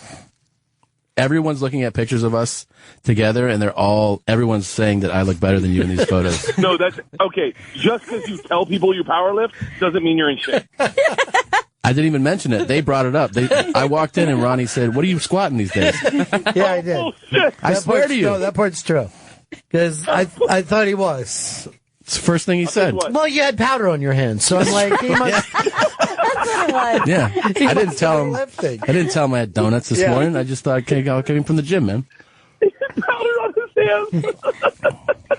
What are you doing in New York, Buns? I'm doing the Skirball Center this Friday, the 13th at 10 p.m. Oh, with who? With me. Oh, but who goes last? I don't know. They haven't told me his name yet. Yeah. But they just told me to be there at 10. So I'm looking forward to meeting him, actually. I wish I was in studio. This would be fun. Well, you're coming to New York soon, right? I'm doing Big J's crowdwork show on next Wednesday. Yeah, he hasn't even announced that yet, so you're the first to announce. He was in here yesterday. He showed me the lineup, and he said, under no circumstances say, because none of this is locked in. Yeah. Yeah. Oh, man. Yes, I'll be there next Wednesday. Yeah. So you're just in for one day? I'm in for one day, and then I have to go to San Sweating Antonio now. to Yeah. film. Yeah. God. And then I'm taking all December off, and I'm working out, losing weight, getting healthy. And Getting to know your kids again. Yeah. 1st. Yeah, that'd be great. Yeah, I'm going to get to know those kids. I'm going to be there for your kid, Buns. Thanks, buddy. Yeah. Bert, let's do a game show with you and your kids, see if you can pick them out of a lineup, and if you can, everybody gets a toy. I'm in. No fair winking at him. He has to go just on your face. But if you get the chance, stop in. But man, Big J must have some money thrown around. People flying in and out for one day, huh? Yeah. Baller. Yeah. You getting paid good? You getting paid good? Oh, wow. Huh? He's got the. I checked how much the ticket was. Pretty expensive. Yeah. Wow. He's got that fresh NBC money coming in. Yeah. Fresh NBC? He had some news service. What is it? CISO, SCESO.com, CISO.com. What's that? It's an online comedy platform that NBC is backing, and I think the first person that they did this thing was Jay, right? Yeah. So the money will get worse and worse as they go along. Right. You know how the first project, they're crazy about it. Wonderful. Yeah, I saw the lineup for this show. Great names. Oh, dude, it's a bunch of killers. Tom, are you doing it? No, it's only killers. I'm not doing it. Yeah, but I'm just here opening for that guy Friday, so I don't get to stick around for those showcase shows. Tell Bill Burr I said hi. You know, it would be funny that when you close the show, at the last thing you say is, have fun with your headliner, and just fucking wave to him and walk out. And leave everyone sitting there for another hour. When's it coming? Yeah. Is it cat? It's 2.5 hours. Is it cat? See, Did I just hear a roar backstage? Yeah. Try to tie it all together. Bert, good to talk to you, buddy. Please be careful in your scopes. You're making us worry. All right? Okay, don't worry. Hang on. I'm at a restaurant. Is my salmon ready? Okay, I'll just try to eat, guys. All right. Healthy. All right, love you guys. Bye, buddy. Talk to you later, pal. Yeah, that was hysterical. Bertrand. All right, we got to wrap this up. Always great to see you, great my to see friend. you. It's great to meet you. It's great to meet you. So damn funny. Chris, plug away there. Tom Segura's been in studio. He's performing at the Skirball Center in New York City this Friday, November 13th at 10 p.m. And on Saturday, he'll be performing at John Lyman Center for the Performing Arts in New Haven, Connecticut. Go to TomSegura.com for all his dates and to get tickets. And on Tom's special, Completely Normal, is available now on Netflix, and on Twitter, it's at Tom Segura. And I'm going to head out to L.A. I'm going to probably crash at Tom's house 2 days at the longest. That's it, right? Yeah, I have something together. Okay. At the end of that. Let me talk to the wife, but yeah, that's fine. Yeah, it all works out. Thanks to Tammy Pescadelli. She's adorable. Anything else we got to plug, Chris? That's it. GPS is replaying today at 4 p.m. on Deep Tracks, Channel 27. New York City, punk rock. I'll give you a little hint, everybody. Ramones. That's all I'm saying. The Ramones. All right, we'll see everybody again in 1974. Ladies and gentlemen, the evening is over. We hope you all enjoyed yourselves, and we'll see you all again in 1974. Good evening!